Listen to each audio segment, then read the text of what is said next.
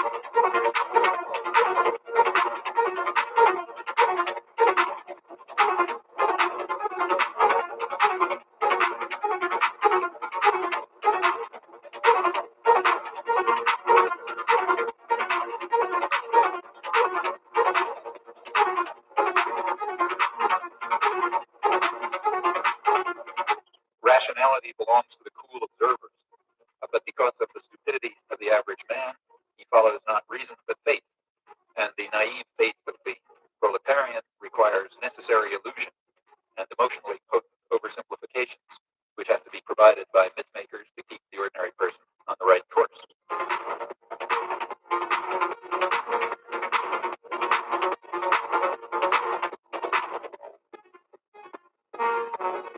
The only reason that I'm allowed to ask this question is because today the federal court of government doesn't have the right to determine who is or is not a journalist. This is the second election in a row that the court has overturned your government. Do you still insist on being able to make that decision, and why? First of all, questions around accreditation were handled by the press gallery and the consortium of networks who have strong perspectives on quality journalism and the important information that is shared with Canadians. The reality is organizations like yours that continue to spread misinformation and disinformation on the science around vaccines, around how we're going to actually get through this pandemic and be there for each other and keep our kids safe, is part of why we're seeing such unfortunate anger and lack of understanding of basic science. And quite frankly, I won't call it a media organization, your group of individuals need to take accountability for some of the polarization that we're seeing in this country. And I think Canadians are cluing into the fact that there is a really important decision we take about the kind of country we want to see. And I salute all extraordinary, hardworking journalists that put science and facts at the heart of what they do and ask me tough questions every day, but make sure that they are educating and informing Canadians from a broad range of perspectives, which is the last thing that you guys do.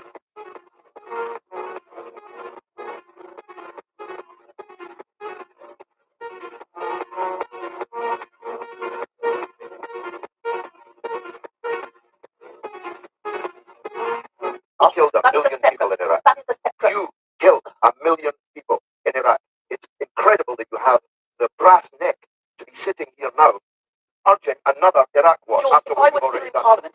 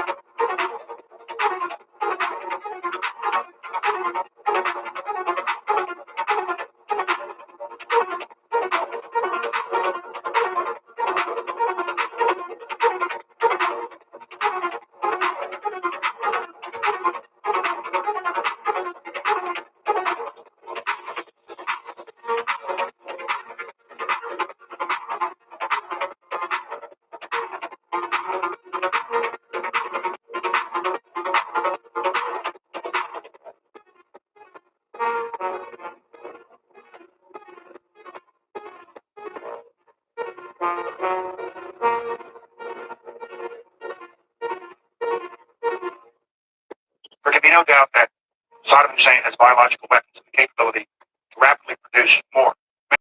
And he has the ability to dispense these lethal poisons and diseases in ways that can cause massive death and destruction.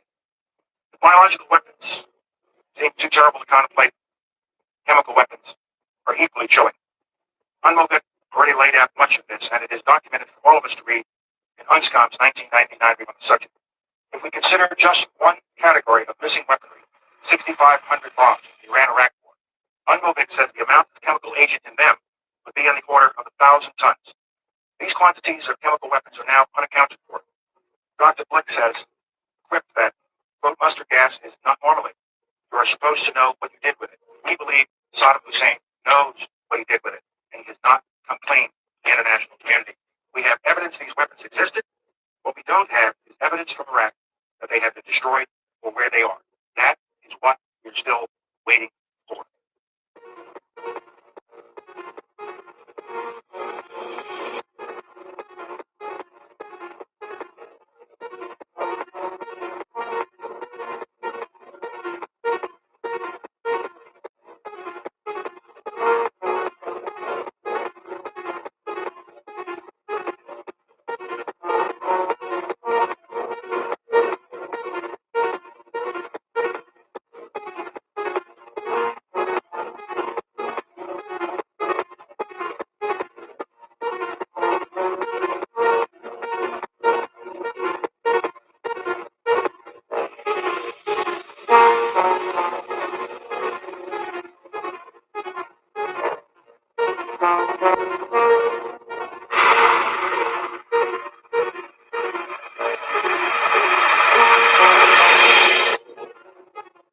Dr. Fauci, knowing that it's a crime to lie to Congress, do you wish to retract your statement of May 11th where you claimed that the NIH never funded gain-of-function research in Wuhan? Senator Paul, I have never lied before the Congress, and I do not retract that statement. This paper that you are referring to was judged by qualified staff up and down the chain as not being gain of function. Let me finish. You take an animal virus and you increase the transmissibility to humans, but you're saying that's not gain of function? Yeah, that is correct. And Senator Paul, you do not know what you are talking about, quite frankly. And I want to say that officially. You do not know what you are talking about. Okay, you get one person to speak to the NIH gain of function. This is your definition that you guys wrote. It says that scientific research that increases the transmissibility among animals is gain of function. They took animal viruses that only occur in animals and they increased their transmissibility to humans. How you can say that is not gain of function? It is not. It's a dance, and you're dancing around this because you're trying to obscure responsibility for 4 billion people dying around the world from a pandemic. I have to, well, now you're getting into something. If the point that you are making is that the grant that was funded as a sub-award from EcoHealth to Wuhan created SARS-CoV-2, that's what you are getting. Let me finish. We don't know. Wait a minute. It did come to the lab, and all the evidence is pointing that it came from the lab. There will be responsibility for those who funded the lab, including yourself. I totally allow the witness to. I totally resent the lie that you are now propagating, Senator.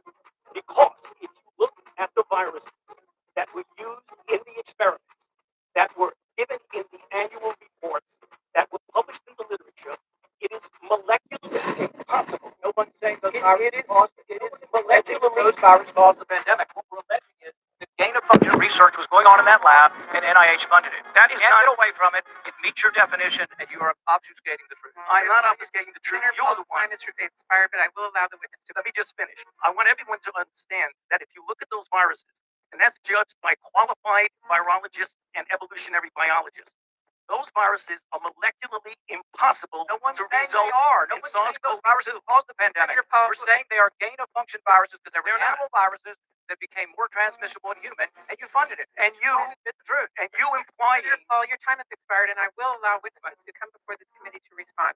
and you are implying that what we did was responsible for the deaths of individuals.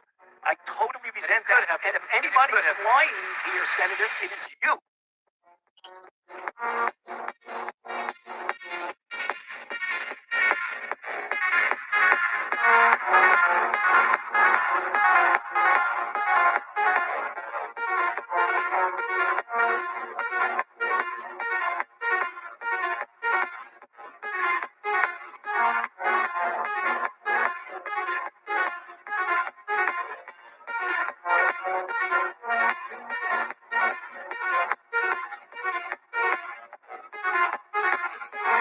Whatever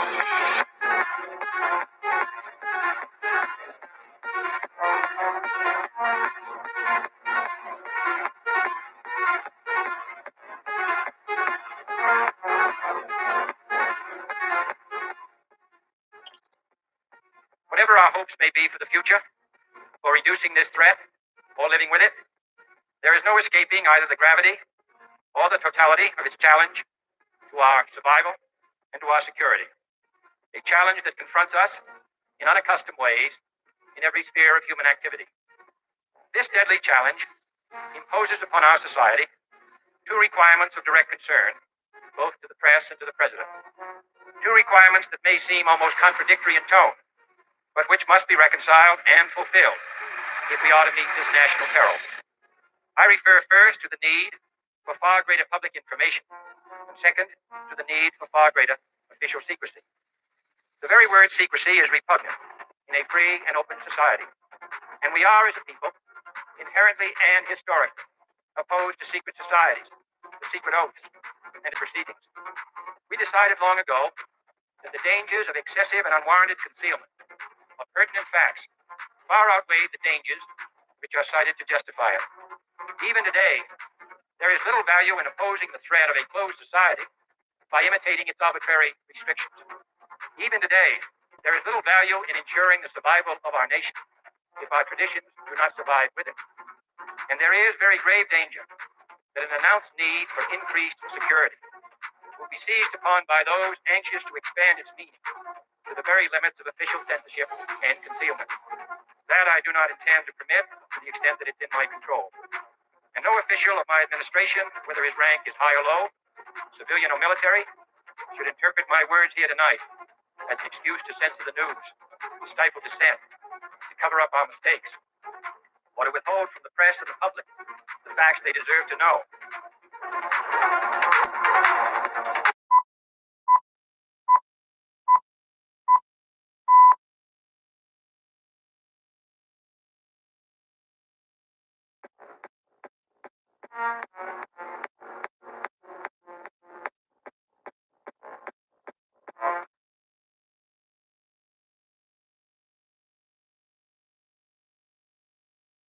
Welcome, everybody. Welcome to Redacted. Welcome to the Rebellion. This is the show where we cover the stories the mainstream media largely ignores. I'm Clayton Morris. So glad to have you here. Natalie is off today. She's traveling. She's out in California and Idaho and doing the family tour.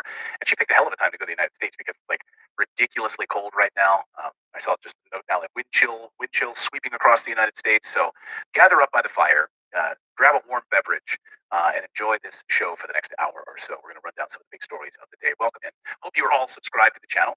We do the show live every day at 4 p.m. Eastern Time. For those of you that are new here, my name is Clayton.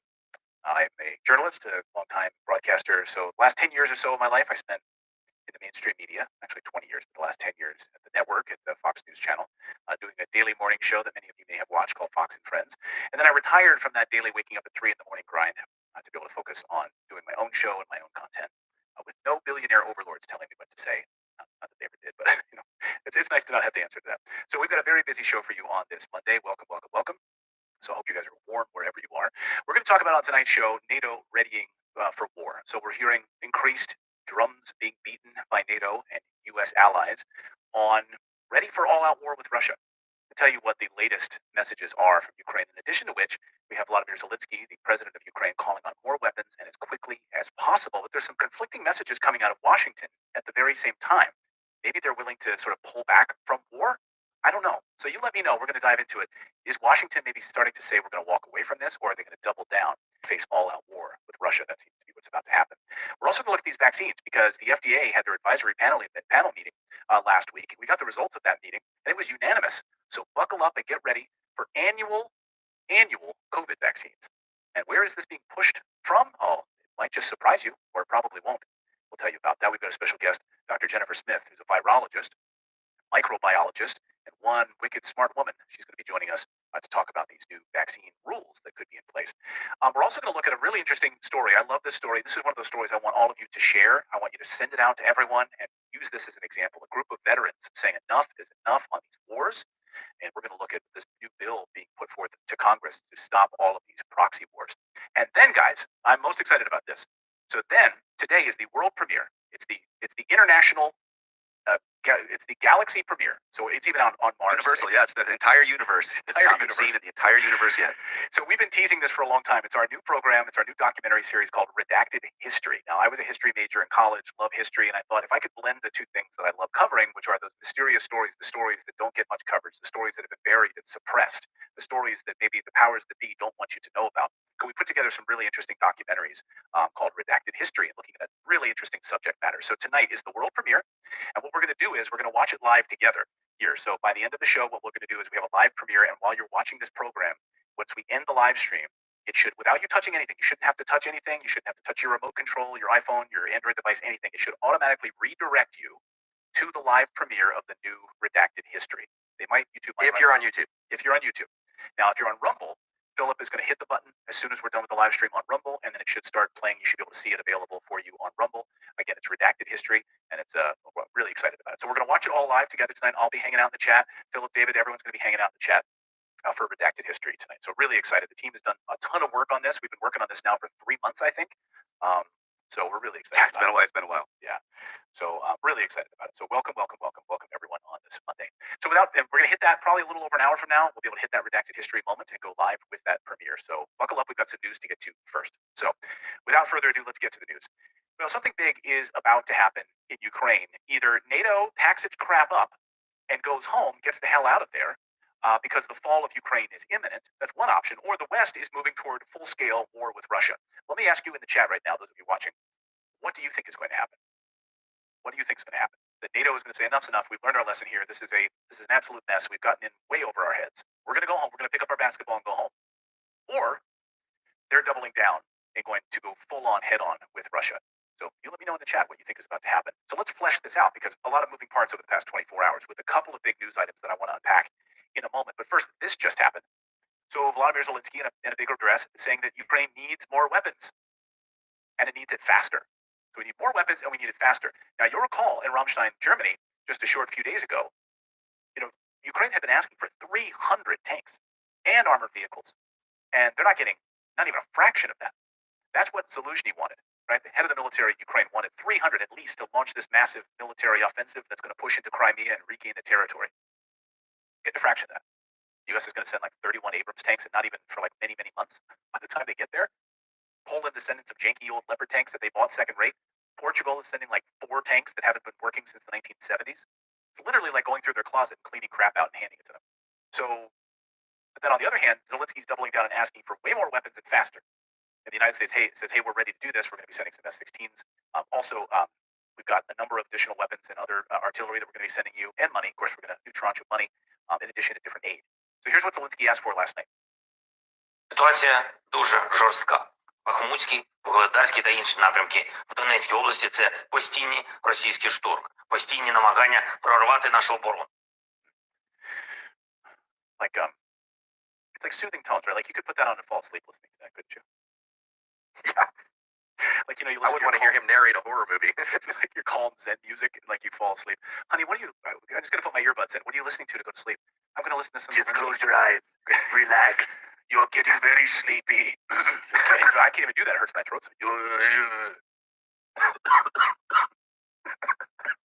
Starting to get a sore throat. Well, you're done. I'm done. Oh. Zelensky reads your kids bedtime stories. I just was reading a bedtime story to my little girl. Like, I don't know, it was The Prince and the Pauper or something like that, or the Jack and the Beanstalk, Jack went up the beanstalk. So anyway, ask for more money. Right. Only 3 beans? You give me just 3 beans? What am I going to do with these beans? So what will NATO do? Will they pack up their shit and get the hell out of there? Grab their basketball and go home? No, doesn't look like it. Because we just got this in. The U.S. Just sending the Apache helicopters. Apache attack helicopters just arrived in Poland. Here they are, getting them packed. Our flight checklist here. We're going to make sure they're all ready to go. So all of our new Apache attack helicopters in Poland ready for launch. Ready to take off. Poland's ordering 100 of these from the United States. Where will they use them, I wonder? What's next door to them that they could use as training ground? I wonder. Ukraine is turning into a really great testing ground for weapons. And an amazing admission yesterday, this blows my mind, from the head of NATO. This is the head of NATO's Strategic Council, Admiral Rob Bauer. Now, he gave an interview to a Portuguese station, RTP. Perhaps he didn't think anyone in the U.S. would hear his words. I happen to understand Portuguese and happen to track this video down, and I'm going to share it with you so that the world can see this. Here he is, and I think he just thought he was talking to a Portuguese, audience. 11 million people in Portugal going to see this U.S. admiral talking about, strong NATO, and we're ready to fight Russia. Yeah, here you go. So here it is. He now says NATO is ready for direct confrontation with Russia. All the pieces are in place.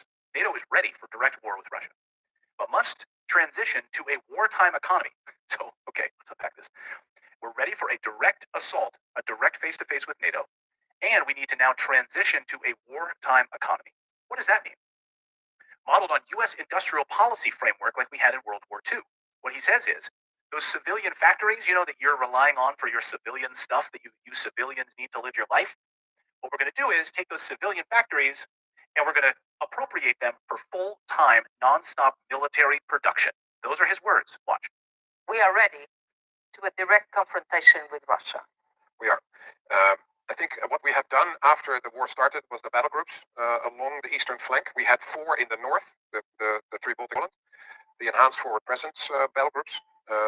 We have decided now, the leaders in Madrid have decided to create 4 more battle groups in Slovakia, Hungary, Romania, and Bulgaria, and to basically strengthen those battle groups, make them a little bit larger, give them a little bit more support in terms of fire support, and give them better stocks for ammunition and other things. So I think that is an important message for the Russians, that our posture has changed to show them that we are ready if they would have an idea to come to NATO. And that is the red line. If there is any red line, it is the Russians crossing the line of our territory in NATO. I believe you said that we are ready to scale up, but that will require some focus. I believe it was your expression. What do you mean by that?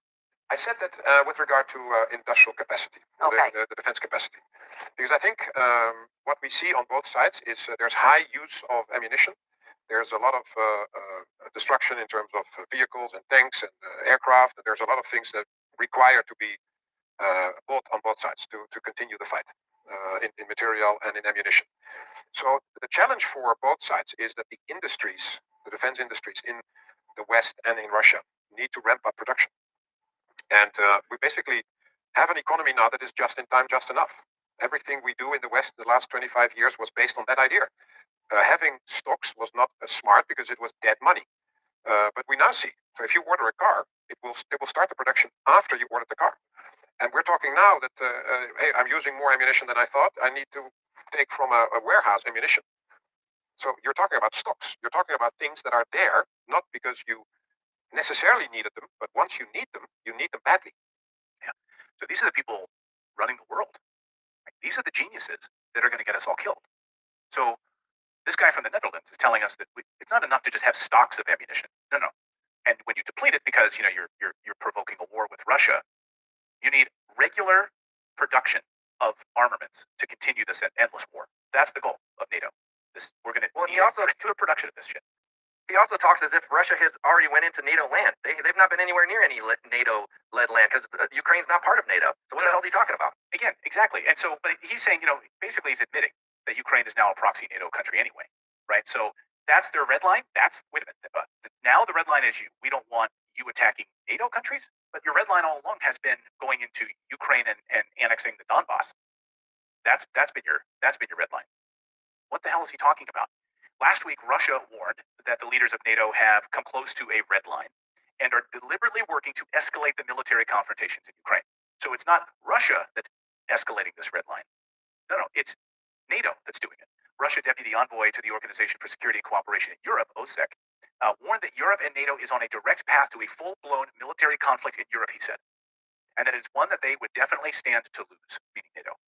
And you hear NATO talking about it. I mean, they're basically saying, we don't have the ammunition. We've run out of ammunition. The real story and the reason why Germany won't send more Leopard tanks is because they simply don't have them. And they don't have, by the way, it's going to take them years to build up enough capacity of Leopard tanks that they would want. They don't have them. And neither does the United States. We've done multiple stories here on the show about the depleted munitions in the United States.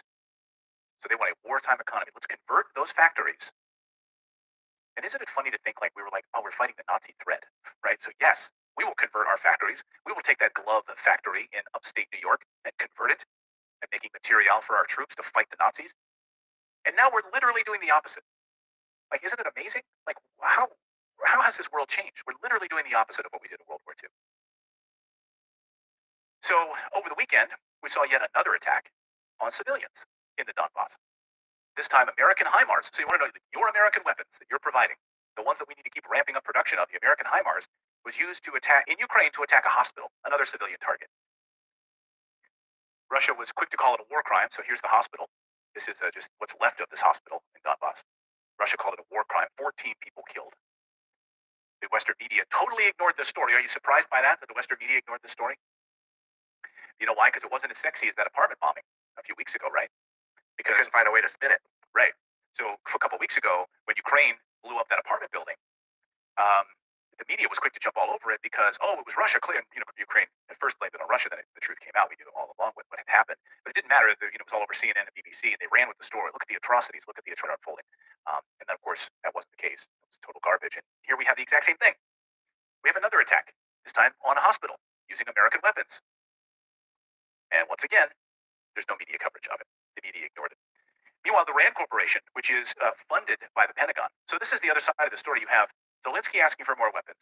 You have NATO saying we need to ramp up production. We are ready for a full-scale frontal assault of Russia. We're ready for it. He tells the interviewer, we're ready for it, yet we don't have the weapons for it. How are you ready and you're also not ready? That's like when my kids tell me they've done the chores, but they haven't done the chores. They've taken out the trash, but it's still sitting there, so it's not actually taken out yet. Something's amiss. But now you have the RAND Corporation. This opened my eyes.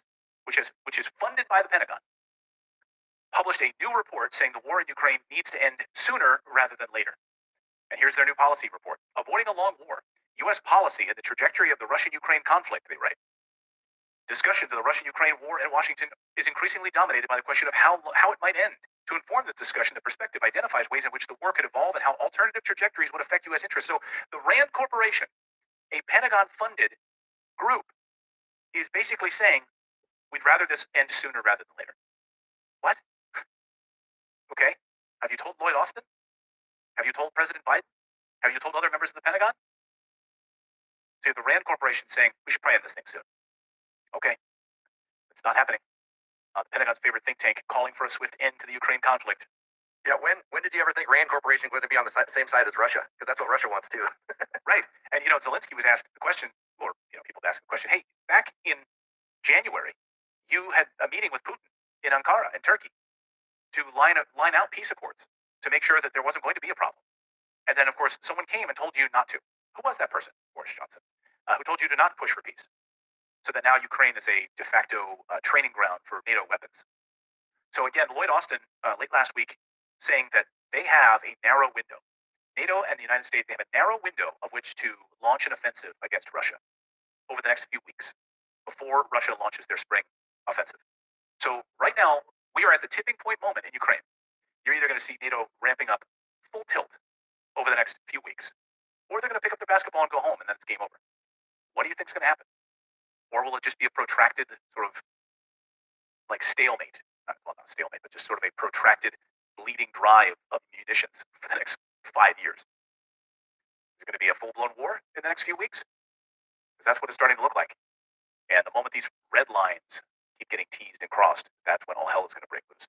Let us know your thoughts on this in the chat below. We've got more news we're going to cover here on the show tonight. I want to talk about these vaccines because we've got Dr. Jennifer Smith. She's a virologist. You may have read her book. Unbelievable woman, really unbelievable. And she is calling BS on this new FDA move on regular annualized booster shots. And not even annualized. Like if you're one certain group, you can just keep getting them. And they're pushing them. So we're going to talk with her about that. We're also going to talk about what these troops are saying, these veterans are saying, about these endless proxy wars and using American troops for wars that aren't declared. Why are you just sending people, National Guard and others, just around the world when there's not a declared war? Isn't that against the Constitution? They want answers to those questions. We'll have that. Plus, we're going to have our Redacted history premiere, our world premiere, our international, our universal premiere tonight, and we want you all to join us. So please stick around. We're going to, as this live stream ends tonight, we're going to redirect to a live premiere. We want you all to join us. We're all going to hang out in the chat. Got the popcorn. It's a new documentary series that we put together here at Redacted. We've worked hard on it for a number of months. From the writing to the research to the editing to the graphics to everything. It's really been a labor of love here for the team, and we're really excited about it. So this is our first documentary series. And that's coming up a little bit later tonight. And we're going to redirect the live stream over there so you won't have to do anything. If you're watching us on YouTube, right as the live stream ends, it should auto redirect you right to the premiere. If it doesn't, if something happens, then just come to our channel and you should be able to follow. I'm going to have I'll have the URL pinned at the top of the chat as well when it's time, so that if you don't get redirected, you can just click it and go right over. Okay. And then on Rumble, we will be setting it live. So instantly on Rumble, you should be able to get it there as well almost immediately. So hopefully it won't be a problem there. So we're excited about that. So we've got more news to get to here in a minute. But first, it's no secret if you're tuned in right now. I mean, experts are predicting a recession headed our way. Peter Schiff just on Friday talking about seeing these inflationary numbers continuing to rise. Obviously we're seeing over the past couple of weeks inflation dropping a little bit. But of course, the underlying fundamentals are still there, right? The problem is still there. Inflation is high, debt is high. The debt ceiling has nothing to do with it. It's the actual debt that the United States is sitting on. And so Biden came out last week and said, look at the Biden economy. He called it the Biden economy. He said, look, because they got better than expected CPI numbers, consumer numbers from December. Great, because people were shopping during Christmas. That's a news flash. So you're now calling it the Biden economy, that it's working for you? Really? So the fundamentals are still really screwed up right now. And that's why you're seeing gold and silver taking off and being a smart hedge against inflation. It's a huge part of my portfolio. It's something that Natalie and I talk about on a regular basis, is adding more gold and silver to our portfolio, because it's not about, right now it's about $1,900 an ounce for gold, right? Silver is like $20 or something, right? It's not about it going up to 2,000, although it's projected to hit 2,500 this year.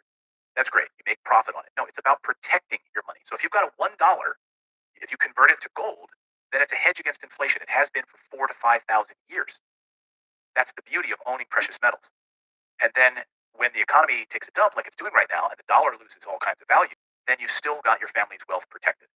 And that's where gold and silver comes in. So our friends at Lear Capital can help you get set up right now with an IRA. If you've got an IRA or a 401k laying around, they can actually set up a self-directed IRA gold account for you. So you can actually invest in gold and silver right inside of your own self-directed IRA. The best thing to do is to talk with them on the phone. They'll help you, and they'll actually get you a free gold kit so you can see if it's right for you and your family. And they just have an 800 number. Just give them a call. Here's the number for you. It's 1-800-613-3557.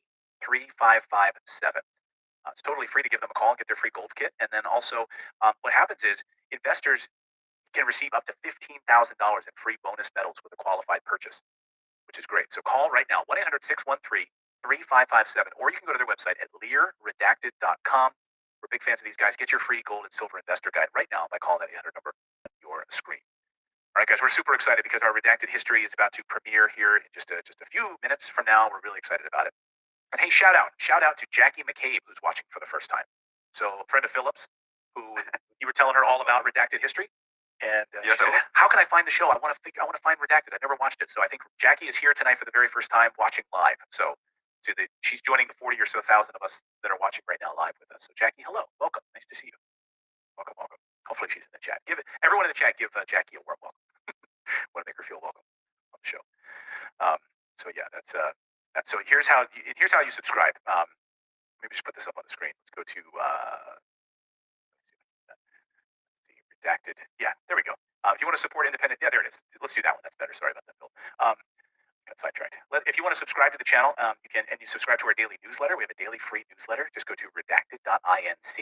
Is how you can become a member of our community here. Redacted.inc is how you can become a member. The URL, once again, to support independent journalism is redacted.inc.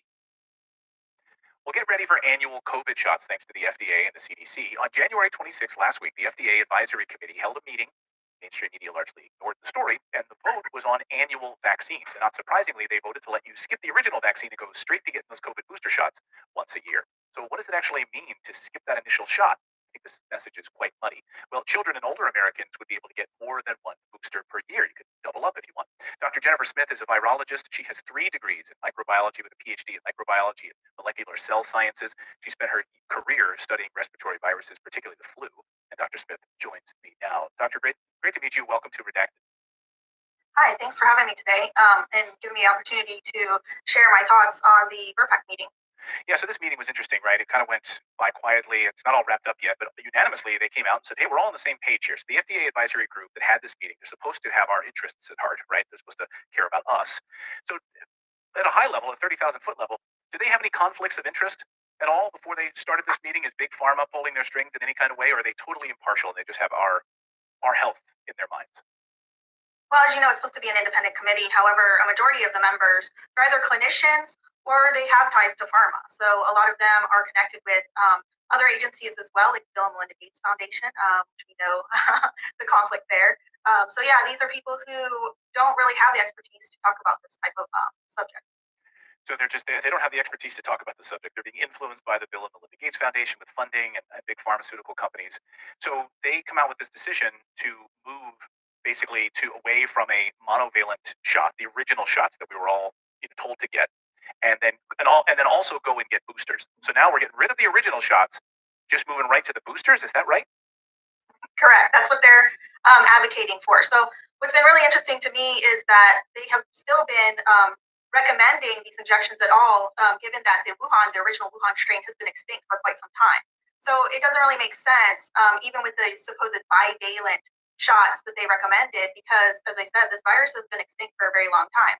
You also have to remember that a majority of the world has now been exposed to the virus and has some type of immunity, either from infection, recovering from infection, or from these injections. So I'm not really certain why the continued need for any kind of shots for COVID. Can I give you a need? Can I give you my thought on what the need is? It's just money, is it not? I mean, right? I mean, hate to be cynical, but that's what it comes down to. If Big Pharma's influencing this, Bill and Melinda Gates Foundation involved in this, and we don't even have them approved yet, right? These are still emergency use authorized vaccines. So now this is going to be a yearly thing, and we don't even have full approval yet. Right. So that's actually the most disturbing point for me is these are still only under EUA, emergency use authorization. What that means is there has to be an emergency declaration in order to deploy these injections. I won't even call it a vaccine because it just simply is not meet the definition of a vaccination. So if there is no emergency, which the president of the United States has already said last fall that the pandemic is over, there is no emergency for annual injections. So if there's no emergency and they don't have, and these things are not approved yet, then why are they still in this status? Why have they not been moved up to approval status yet? As a virologist, you look at these different medications and vaccines or not vaccines. This seems to me the next logical step here. But it seems like they're going to be stuck in this black hole in perpetuity, no? Well, that's a very good question. Why, if these injections are so great, why are they not getting fully FDA licensed? Right. That's something that people really need to think about. What does it mean to be fully vaccinated anymore? That's another great question. And I really see, first it was getting the first two shots, the first two injections, and then getting the third injection. And now there's like a bivalent injection. So I see the definition of fully vaccinated being changed yet again as they move to this supposed like annual injection schedule. Well, doctor, they did test these on 8 mice. So we do have, I mean, are you concerned? These trials, like we really don't have any trial data on this at all. 8 mice. I'm not being facetious here. That was the bivalent testing results of 8 mice. Correct. Well, that shows you how this agency is just being bought, because mice, first of all, are not the correct model to be used to study these injections because they don't have the same receptors as humans. So mice are the completely wrong model to be used to study these injections. And not having the full data, we all know that we're in a global clinical trial for mRNA therapeutics. So they're using humans really as the guinea pigs in all of this. And there was a committee member, I remember saying that when giving this to children, that they're just going to have to give it to them to find out what happens. So they're literally using children as the guinea pigs. It's very disturbing. It's very disturbing. We normally have years of data past FDA approval before even recommending some of these drugs and treatments for pregnant women, for children. So now instead, they're not even going to be doing clinical trials anymore. They're just going to be changing the mRNA injections without providing any clinical trial or any data, and it's just going to be rolled out to the human population. When did you, or did you, as a virologist, you've been deep in this for years. You have close ties, I imagine, with people who work in infectious diseases and so forth. Was there a point at which you lost your faith in the CDC, the FDA? Was there a moment maybe during the pandemic when that happened, or do you still have faith in these organizations? I'll be honest with you. My dream job was always to work at the CDC. That was my goal all through high school, through college. I just thought that was the world premier public health institution. And I went to graduate school in Georgia because I wanted to be close to the CDC so I could get a job there when I graduated. I mean, I really worked hard for years to connect with people at CDC. I had collaborations at CDC. And And now I don't want to be anywhere near that institution at all. I mean, I think it's really sad. There are definitely people who are very intelligent, who are very good at their job, who are I had colleagues who were very upset even when they rolled out the PCR testing from CDC because of the lack of quality control. And there are people who actually left CDC over that. So, I think that they have been compromised. I think that their integrity has definitely been damaged. And just the lack of actual public health coming out of the CDC is really disheartening. It's very disheartening to see. That's really disturbing. I feel the same way in journalism. I had dreams and desires to work for certain big, mainstream media organizations when I was younger, and I thought that's the be all end all of it. Then you realize how compromised they are, and how bought and paid for they are, and how it's really disturbing and it's disheartening. Some of your innocence gets lost in a bit of way.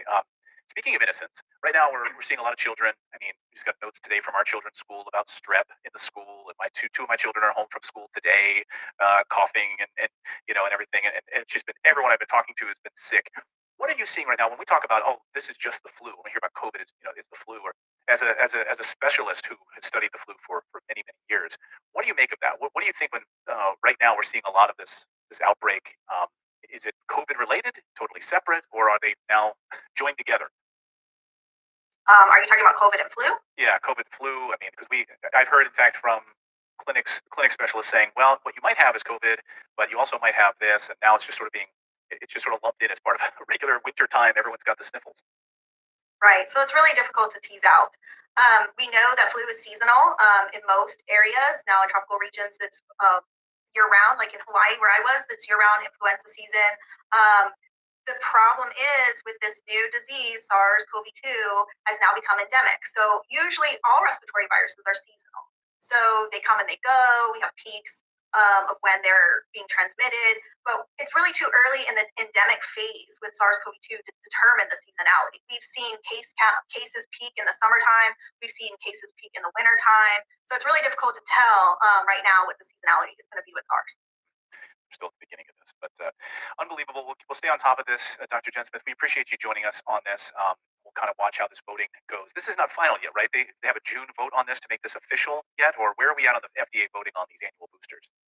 Right. So this is the committee. The VRPAC committee makes recommendations to CDC and FDA. So the CDC ACIP committee has to meet and make the determination as well. But they usually follow right along lockstep with the VRPAC decision. So we'll look to see that FDA and CDC will both go ahead and approve this annual injections for COVID.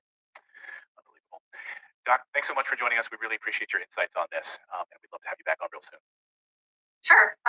No problem. Thank you so much, and hope you have a good day. Thanks so much. And we'll have a link to Dr. Jennifer Smith's Substack in our description as well if you want to read her writings on all of this. She is one smart person. Thank you so much, Doc. We appreciate it. Thank you. Thanks so much, Doc. Really appreciate it. And so we're going to have, I'd like to have a good doctor back on because she's written a book on just the craziness that she had to deal with in the state of Hawaii. Like, you think you know about draconian lockdowns? I mean, wait till you hear what she went through in the state of Hawaii, and just the ridiculous. Yeah, I read a bit about that, and I was just like, what? Yeah. I mean, they literally set up, you can call them concentration camps, you can call them whatever you want. They're like quarantine camps. And you weren't even allowed to get if you got a vaccine to fly, like if you got a vaccine in California or in Montana, and then you flew, they wouldn't even let you fly into Hawaii. You had to get the vaccine in Hawaii. Like, they would make you get it there. You couldn't just get it in any old state. You had to get it in their own state. And family members couldn't even travel. Like, family members couldn't even travel to see other family on other islands in Hawaii. Like, many islanders have family that live on other islands. You couldn't even travel to see them. But tourists could fly in. But family members you couldn't go see. It's crazy. Just out of curiosity, what mainstream media rag did you see that story on that you're referring to? Yeah, I didn't see it. You have to read her book to learn this information. Because I think last I looked on a map, I believe Hawaii is part of the U.S., which means that U.S. media should technically cover Hawaii, what goes on there, right? Yeah, you'd think. Yeah, there's a lot of islands that America owns through colonialization and through empire building that we've taken control over. It's part of the United States, but not that coverage. You don't see it anywhere. We've got more news to get to. We're going to tell you what's going on in Idaho and this group of troops saying no to these proxy wars. We're going to get there in a second. But right now, I want to tell you about our friends over at Moomoo, because you can get 15 free stocks just for opening a trading account. One of my favorite ways to trade. Just go to Moomoo. Just go to redacted.inc/Moomoo to get your 15 free stocks. Now, what's great is for our Australian followers, pay attention, Australians down under. here's some good news for you. For a limited time only, Moomoo is running an Australian $110 cash reward promotion for opening your first account and depositing your first $1,000 in that account. You can deposit any amount and you'll be rewarded with an additional $20 cash coupon. And if you deposit more than that $1,000 in Australia, you'll be rewarded with an additional Australian $90. So deposit 1,000, you'll automatically get 110 cash reward plus 180 days of brokerage-free Australian and U.S. stock trading. But Moomoo is fantastic. And so all you're doing when you're opening your account, you're not spending money, you're just putting your money in to activate the account. And then you get those free stocks. And you can, like I said, you can do nothing with the account while the market's kind of crazy. Or maybe right now you want to buy some commodity stocks, you want to buy some ETFs, you want to buy some things that you know are going to go up because everything is on sale right now. Like everything, like Nvidia to Tesla to, God, everything is on sale right now. So now's the perfect time to at least learn. Open your trading account and learn. They've got some great university features inside the app as well where you can learn. And look at this. They've got fully visualized financials. Turn a 60-page earnings report into a one-page report. And they have the earnings season calendar built in as well. So no more hunting and pecking to try to find out when, Disney or Tesla or Apple are reporting their earnings. It's very, very simple. So Australian friends, go check it out right now. And the rest of you, you can do the same thing. You don't have to be in Australia. I'll just give you that little extra bonus if you're in Australia. Redacted.inc/Moomoo is the place to go. Redacted.inc/Moomoo is the place to go check it out. All right, this is a story that needs all of our attention. I would love for you guys to take this story and share it out on social media, share it out on Facebook, share it out wherever you know that veterans would be able to get behind this story and share it out even further. We need our former members of the military who are veterans who fought in wars and who are saying enough is enough. This is an amazing story. So a veterans group in Idaho is trying to prevent troops from being sent into war zones. Imagine that. Without an official declaration of war. So without an official declaration of war, like, hey, Hitler's coming, we need to mobilize. Without that, we're not sending these people. We're not sending these people to lose their lives in these military industrial complex proxy wars that just make, Northrop Grumman wealthy. So the Defend the Guard Act is what it's called. The Defend the Guard Act. It would prohibit the deployment of the New Hampshire National Guard, specifically in New Hampshire, into active combat without a declaration of war by Congress. So this is according to antiwar.com. This is only one branch of the military, but it highlights a crucial point here, right? The United States continues to send troops into active combat without declaring war, favoring instead to have these like prolonged proxy wars. This is, of course, a huge disservice to those risking their lives. Like, oh, I'm sorry. Let me get this straight. Honey, you're being shipped off to go into Syria to steal Syria's... What? Yeah, Mom, it's a proxy war. I know it's hard to explain. No, honey, I don't understand. You might potentially go and lose your life to steal Syria's oil. Yeah, Mom, I know it sounds complicated, but Al-Qaeda is there. Oh, Al-Qaeda's in Syria? Really? You see how this is? They're all full of crap? It's all garbage? It doesn't make any sense. New Hampshire representative Putasek, I think I'm saying his name right, veteran, spun. Oh, sorry. That's okay. Hold on a second. Okay. I have the soundbite though. It's all right. It's going to be in trouble here. What's happening? There you go. There's John Putasek. I hope I'm saying his name correctly. John Putasek, New Hampshire veteran. So John Putasek, his New Hampshire representative, sponsored the bill and said this about the bill. He said, I myself am a Vietnam veteran, which precedes the National Guard being called up for whatever, and I don't like the whatever. Let me read that again. He says, I myself am a Vietnam veteran, which precedes the National Guard being called up for whatever. And I don't like the whatever. There should be a reason why they're called up, he says. There should be justification with Congress. Vietnam was a war, whether they had a declaration of war or not. It was a war. I have it on the wall in Washington. They died for a cause. So here's what John says about this forever war and why he's supporting this bill. Watch. To your committee. Relative to requiring an official declaration of war for the activation of the New Hampshire National Guard. I myself am a Vietnam veteran, which precedes the National Guard being called up for whatever. And I don't like the whatever. There should be a reason why they're called up, and there should be justification with the Congress. And Vietnam was a war, whether they had a declaration of war or not, it was a war. I have enough friends who are on the wall in Washington. They died for a cause. Now, I was asked to bring this to the House. I was told that last biennium, it did not make it through. So I was asked. I asked for co-sponsors, and if memory serves, every one of my co-sponsors who are here is a veteran. We have Army. We have Marine Corps. Myself as Air Force. I don't know if we have any coasties, but anyway, it's all veterans. And I believe that no military body, Air Guard, Army Guard, should be called up unless there is a very, very substantial reason for them being called up. Declaration of war is one of them. Hallelujah. This should be a story that we share everywhere. This story is not getting any mainstream media coverage. I mean, this is the kind of story that I think demands our attention. This bill was part of a campaign from a nonpartisan veterans group called Bring Our Troops Home. They're demanding the return of congressional war powers and cessation of the United States' unconstitutional wars in the Middle East and Africa. And hey, why don't you add Europe to that list as well? How about Europe, Middle East, and Africa? Because that's what we're doing in Ukraine right now. So end these wars. A cessation of the U.S. unconstitutional wars in the Middle East, Africa, and Europe. And this is something we should all get behind. Bring our troops home. End this. This should be nonpartisan. And I love that all of these veterans have come together, these veterans who've seen how destructive war is, how life-altering it is, and how many of them lost so many friends, so many, brothers in arms because of these endless wars, these proxy wars. So this is a story that I'm happy to champion. So please share this story out with people. Any veterans that that want to get support this bill, which is the Defend the Guard Act, and also just share it around. I really think this is very important. You hear like these National Guard stories where they're being shipped off to Africa, like from Wisconsin. Like what? They're going to Africa? They're going to Somalia for a proxy war? What, the National Guard is being sent to Somalia? This is the kind of stuff that happens all the time, and it should stop. So that's my thought on that.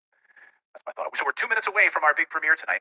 It's away, guys, from our world premiere of our new Redacted History series. We're really excited about our new documentary. So the idea behind Redacted History was, as a history major and a fan of history my whole life, and I love that, what we try to do on the show is uncover the stories that the mainstream media and politicians and the deep state don't want you to know about, the redacted stuff, right? The stuff that gets blocked out and censored. And so let's look back through history at some of these same stories that have been redacted throughout history. That's the premise behind Redacted History.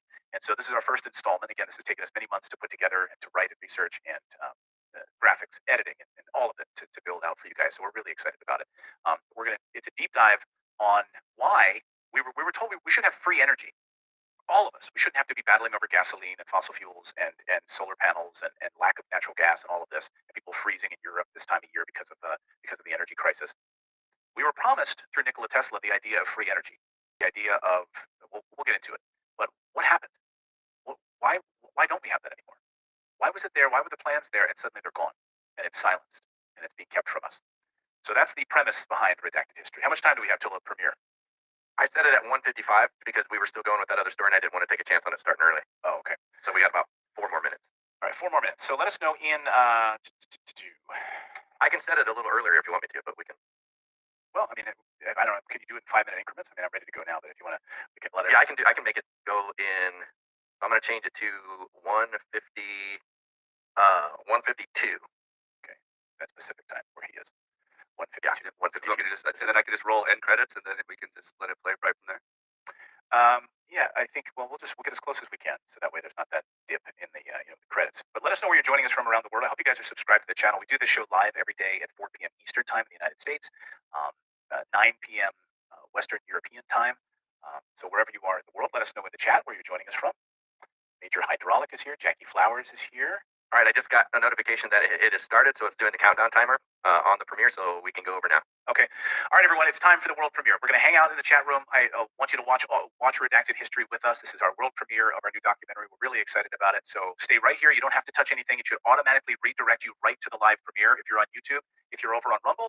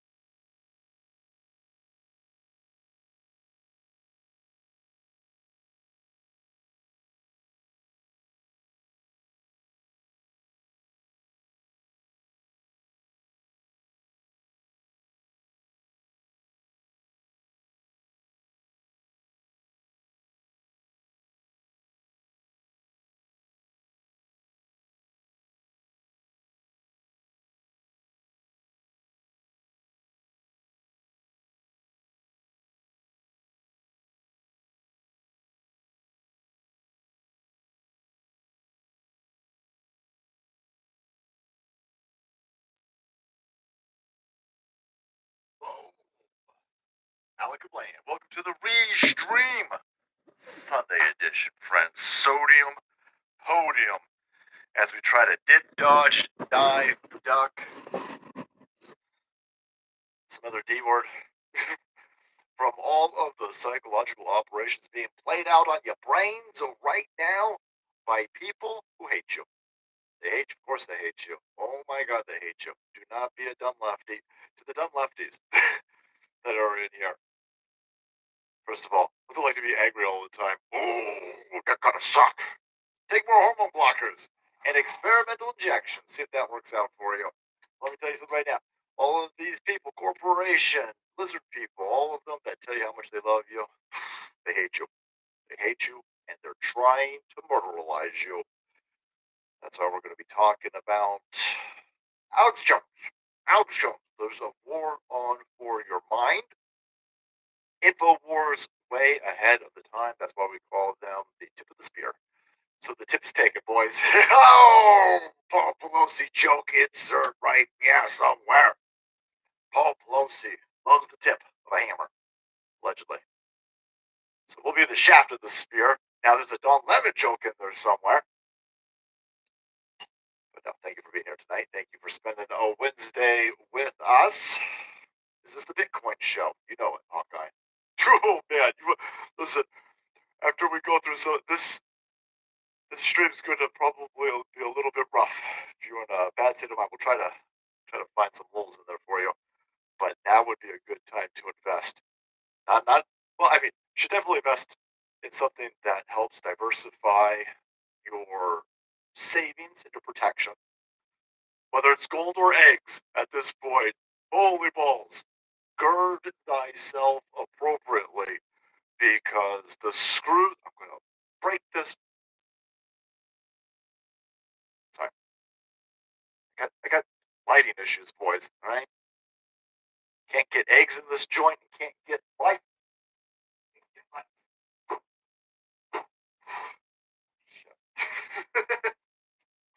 One second. That's not drywall on me, that's cocaine. Get this cocaine off me. Alright, let's see if that works. Salt Queen the other day was like, the hell were you doing the other day? Sounded like you were punching holes in the wall. I'm not Eye Patch McCain. I got respect for drywall. And holy balls, how much is drywall these days? You gonna be punching no holes in the wall? By the dip. By the dip. No. I gotta smash the ceiling. The lighting's all left up in here. I don't know what it is. It's usually fine. It's just during the restreamers. I don't know. Maybe I'm pulling too many watts once we hit that stream go button. I don't know how electricity works, boys. Magnets, electricity, or leftism. Don't understand how any of it works. But what I do know is everything's dumb. Everything's stupid. The wheels have got to be coming off of this clown show any moment because there are just dangerously high levels of real dumb stuff that you have to put up with in order to continue moving forward in this civilization as it's been laid out for us. This is the clown world on AIDS and steroids. And so you just got inundated, absolutely inundated with, oh my God, look at these white supremacist cops that just killed that black dude. Beat him to death. Beat him to death. Poor black dude. Beat him to death. Okay. All right. Is it racism? You know it's racism, but it's like 5 black cops. That means it's even more racism than ever. It's 2 scoops of racism. I don't understand how you get away with this. I'm sitting there going, we made fun of the CNN headline.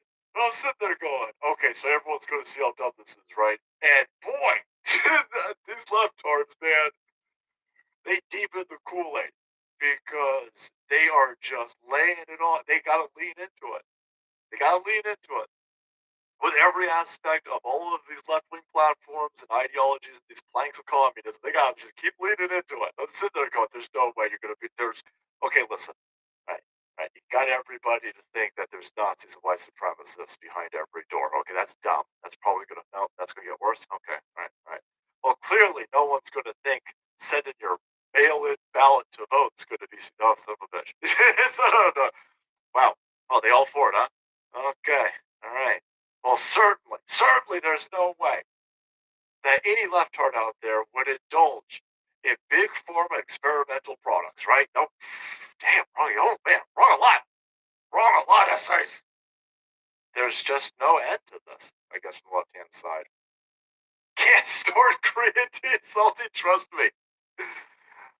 You can anally take weight gain 4,000, I heard. That and alcohol. Don't do that. Don't do that. People, thanks, man.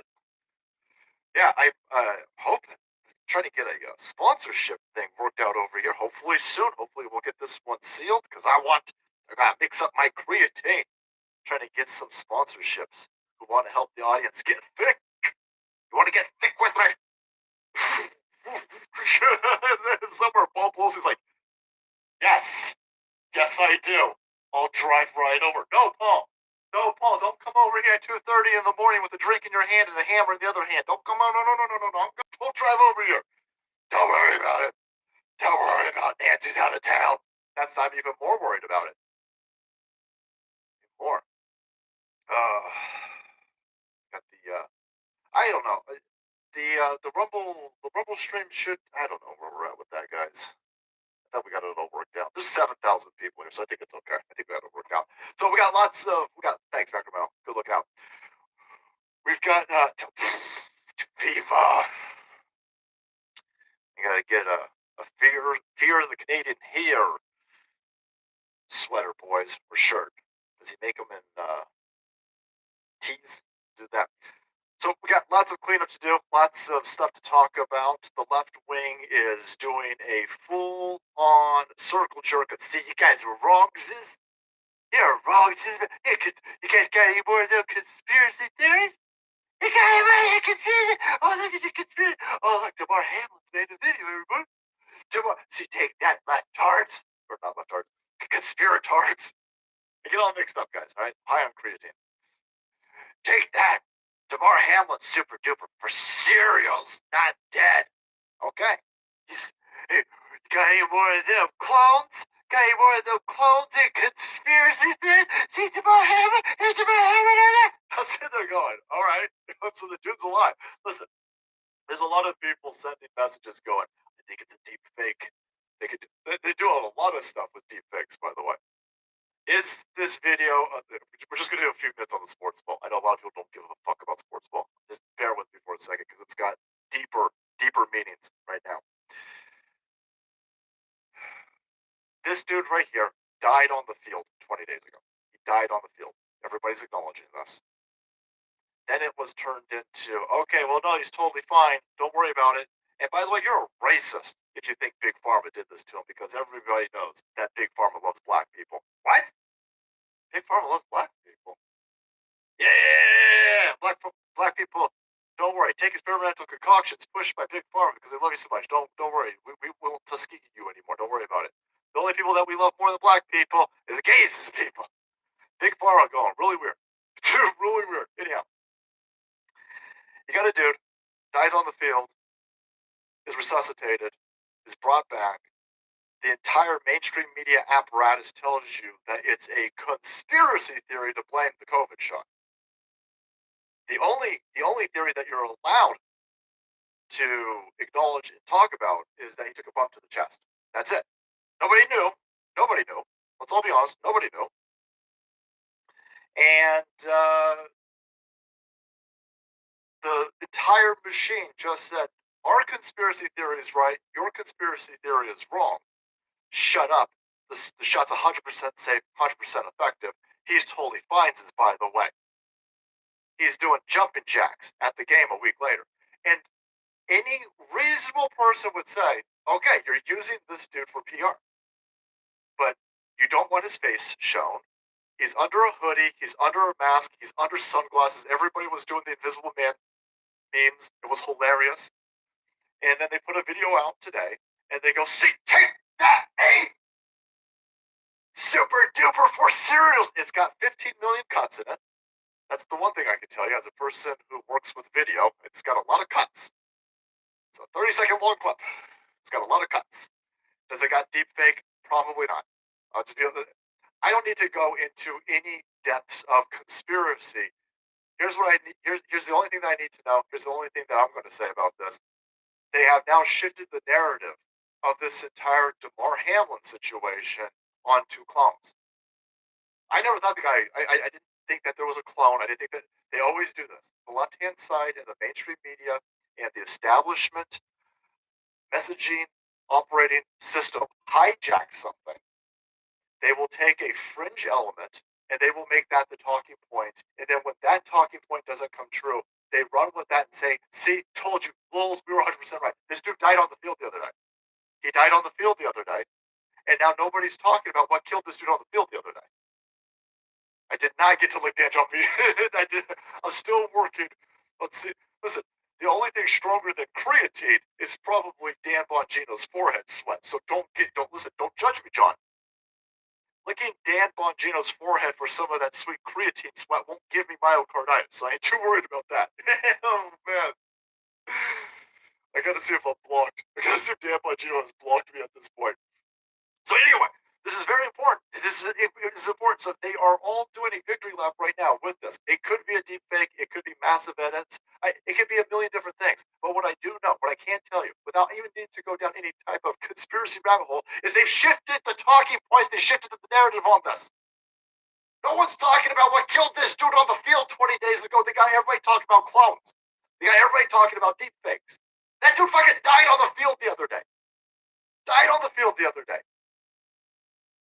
And with a stroke of mastery, these lizard people were able to shift the narrative. They were able to shift the talking points. So now they got us all infighting on whether this video is real. They got us all infighting on whether this is a deep fake. They got us all infighting on a million different things. And all of these millions of different things that people are talking about now with the situation is that nobody's talking about how did he die the other day? How did he die? That's what we're up against. That's the war on your brain. That is the strength. That is the deadliest info war ammunition that I've seen. This is just a few days, just a very few days. And so they did this with the Paul Pelosi situation. They did this with DeMar Fetterman. Guys, I mean, the first 5 seconds. If you take a look at the 30-second long clip, there's in the first 10 seconds, there's at least 2 hard edits. And so the dude sat down, he talked for 5 seconds, and somebody said, we got to cut that. We got to cut.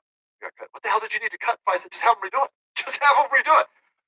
So this could be an ask. They don't want you talking about COVID and the NFL. They don't want you talking about Pfizer and the NFL as corporate entities that are selling billions and billions and billions and billions of dollars of product that either doesn't work, at best it doesn't work, at worst it's fucking poison. They don't want you talking about any of that. They want you talking about, is this a real video? Is it a fake video? Is it CGI? And I'm sitting there going, he died. He died the other day. Let's talk about that. Like, no, we don't want to talk about that.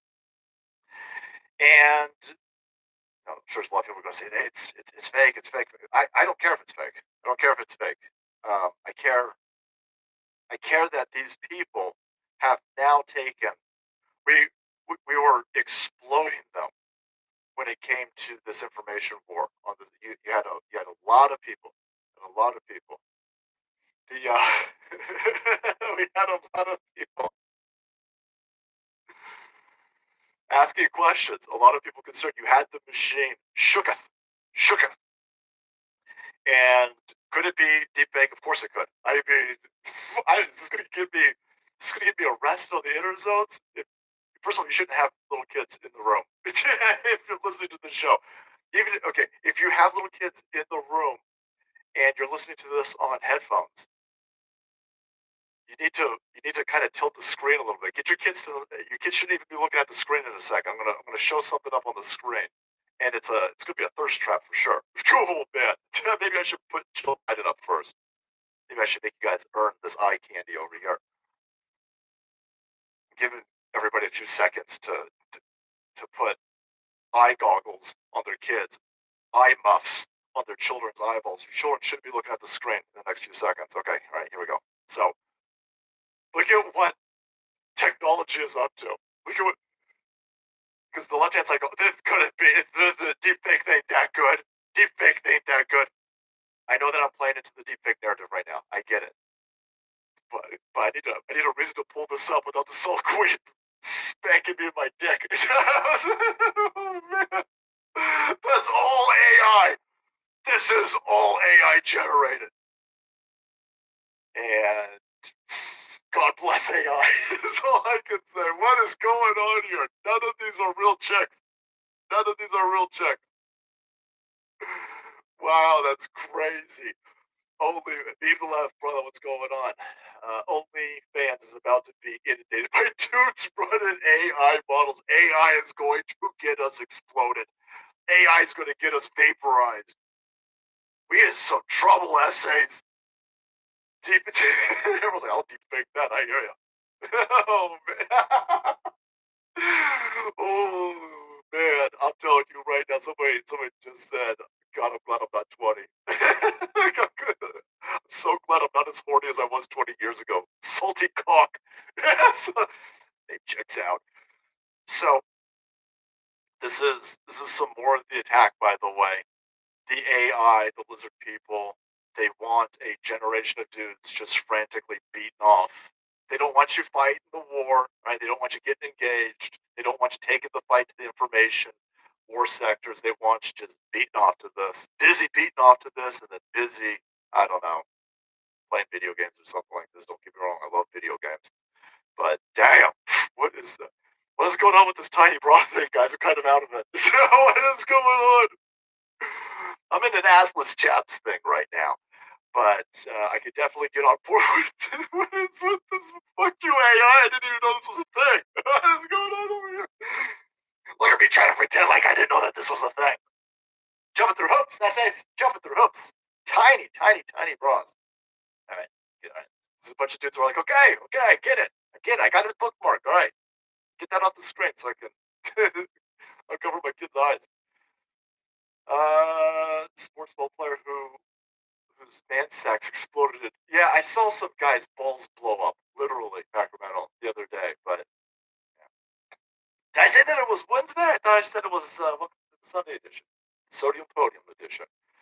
Sorry, Salty in Ohio. Sorry. So we don't know that he even suffered cardiac arrest. Media lies. We have no idea. We have no idea what's going on with this dude. We have no idea what's going on with the dude dying on the field. What we do know is that the combined powers of the NFL and Pfizer and the government and the establishment in general don't want you saying that it was COVID vaccine induced. That's the only thing that I know. A ton of money, a lot of resources, a ton of energy. An entire script went out to the entire machine, and they all immediately said it wasn't the shot. It's super duper for SEALs wasn't the shot. It wasn't the shot. He's totally fine. He's at the sports ball stadium.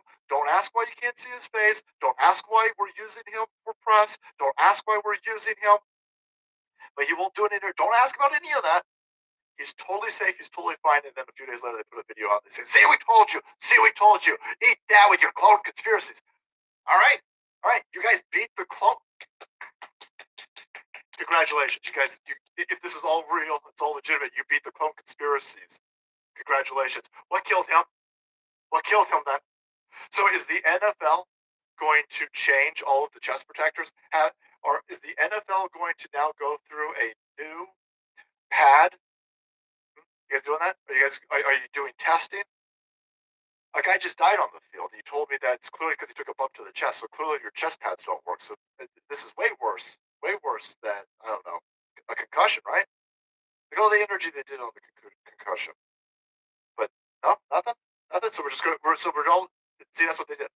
They move into, well, he's not a clone. We're all just going to move forward. I say you take it to him. I say we extract a little bit of pain from the NFL and say, okay, fine. Then you need to change the chest pads.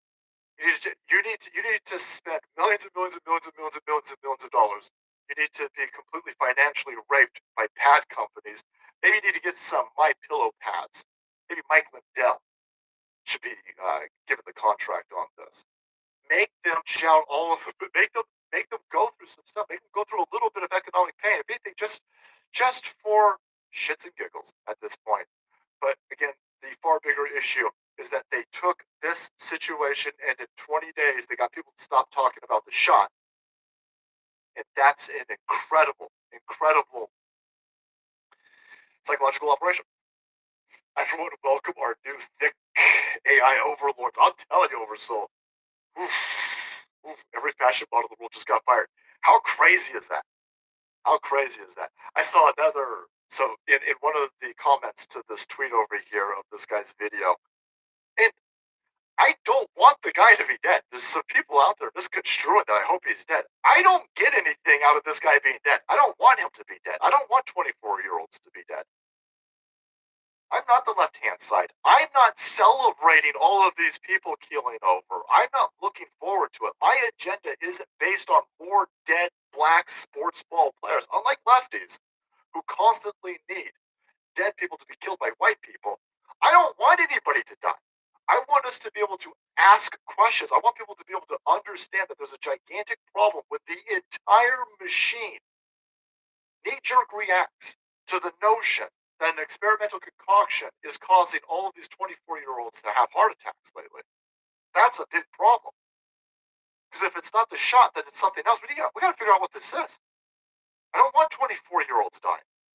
It doesn't benefit me. It doesn't benefit mankind. It doesn't benefit my friends and family. This doesn't benefit anybody.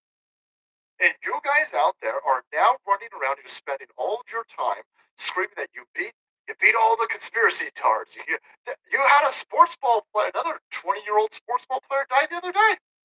A football. Another footballer. Not football, but, soccer. I don't know. Why do we let all these people call soccer football? You get on board with us, and you call football soccer. But another dude just died. There was some sort of event, I don't know, it was like the Middle East or something like this, and a dude died on the field. Heart just blew up. It's all on video. And the people who are screaming, "Lols, take that, conspiratards," you're ignoring all of these people dying on the field. And that's not on accident, that's all on purpose. We're being attacked. We're in a type of warfare that involves it involves media, it involves injections. Here's the dude who is the guy whose balls blew up was a college kid over here, by the way. His balls suddenly exploded. NFL's nothing but a script. Refs aren't even full time. That's interesting. Broke cracker. And I didn't know that the refs don't even work full time. So the soccer player, sorry, I fell right into it. Algerian, dead during the African Nations Championship match. He just died on the field. How many times did you see somebody die on the field before these experimental injections? I've been watching sports my entire life up until recently when I've become too busy fighting these idiots over here, and you guys have poisoned the sports well with this woke nonsense. But this is a gigantic problem. And so here again, this is another microcosm.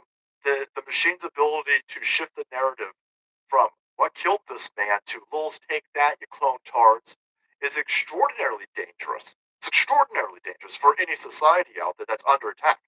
This is the fog of war. They need to keep people's brains all fucked up. And so, listen, you don't want your 24-year-old dropping dead during soccer games, and you certainly don't want your 24-year-olds having their balls exploded. Clemson College basketball player shared some gruesome details. No pics, bro. No pics. This is the one time where I'm not going to do pics where it didn't happen. No, I'm good. Keep sending me the AI boob. Keep sending me the AI tiny bra stuff. But I don't need to see blown up balls over here. So you got this situation. This is a big one. They're all celebrating that this dude died on the field, I guess, the other day. But hey, what are you going to do? And then balls. Watch this. Okay, we're going to move into the Paul Pelosi situation because this is the pincer victory of the left-hand side. Take that, conspiracy! All your conspiracies are falling away. Okay, whatever. This, where did I put it? Oh shoot, where did I put We got a very, very, very, very, very. This is a tarp. This is a straight up tarp. Now we've got out of nowhere a prison interview with the dude who beat Paul Pelosi with a hammer. Now there's a lot of videos flying around today of some sort of visual oddity when the door opens for the Paul Pelosi mansion. I don't know if it's an electronic open, I don't know if it's a button, but somehow the door opens and David DePape's got his hands full with a hammer and Paul's ball penis hammer, Paul's hand, sorry guys, and Paul Pelosi's got one of his hands on a hammer, he's got one of his hands on a drink. And there's a lot of jokes about Paul Pelosi being a superb drunk by not even dropping his drink when he's been slammed in the head with a ball penis hammer. But somehow the door opens up. And it could be one of those electronic magnet doors that they got at the Capitol that all malfunctioned on January 6th, which is interesting. I'm thinking, it's looking to me, let's go conspiracy crazy. It's looking more to me like Nancy Pelosi trying to kill Paul. It looks like Nancy Pelosi hired a dude to kill Paul. That's the only thing. If it's not a grinder gay date gone wrong, then boy, I'm moving on to the next one where Nancy Pelosi tried to have Paul killed because Paul keeps driving around drunk with 13-year-old boys allegedly in the trunk of his car. So they just released this clip here of Paul Pelosi's attacker makes chilling phone call to TV station. Here's what I know about Paul Pelosi's attacker. Paul Pelosi's attacker is batshit crazy. Absolutely crazy. Absolutely nuts. He has taken Paul Pelosi hostage, and he's telling the police his name. That's just the world's second worst criminal, I'm guessing. Now you're telling me that in jail, being accused of trying to murder Paul Pelosi, he's now making this phone call out here. So here's how long is this? This is another trap. This is another trap.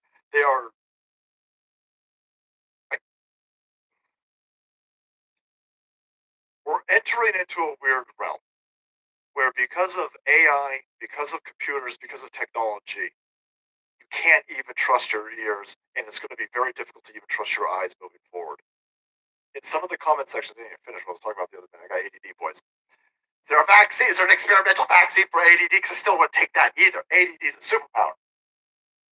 In the comment section for the Damar Hamlin thing, people were posting these clips of movies where in the movie the actor is screaming out an expletive, and that's the unrated or the R-rated portion of the movie. So they put that out to Hollywood, but then they want to run it on television or they want to run it on streaming, and so they actually use an AI program to have that used to be one of the best parts about watching all of these old movies on TV later on, because you'd have Chevy Chase and he would be calling his boss a monkey shit or something like that. I can't remember what he says in National Lampoon, but it's clearly dubbed.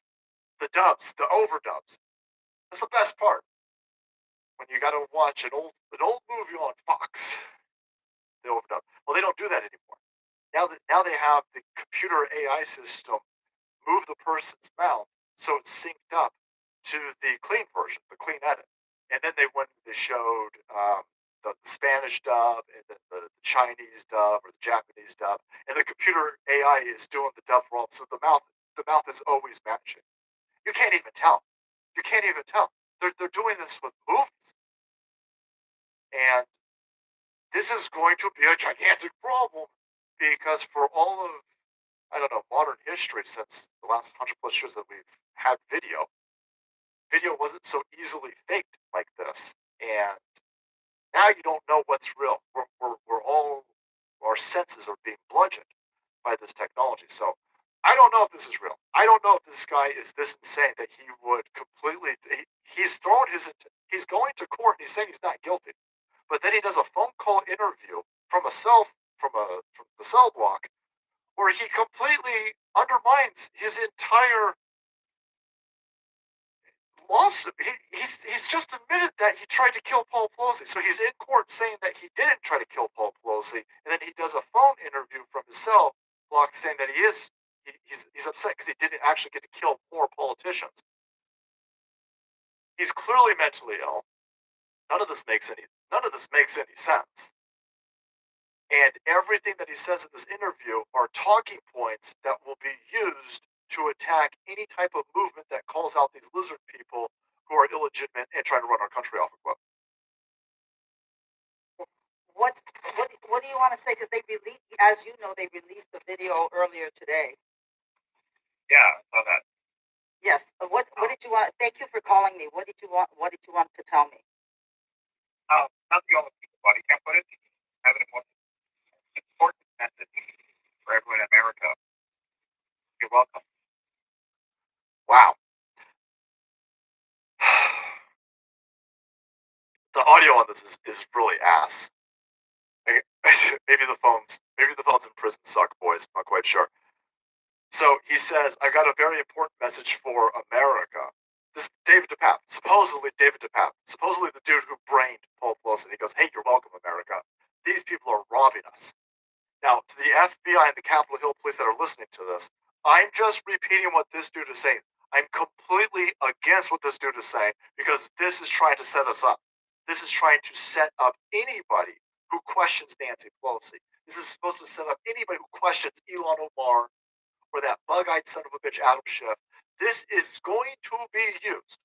If this is not completely fake, if this isn't some sort of Sal and Richard prank phone call, or let's go deep. If this isn't some sort of jerky boys phone call, holy balls, the Jets go light up with dudes who are like 40-something years old. Watch.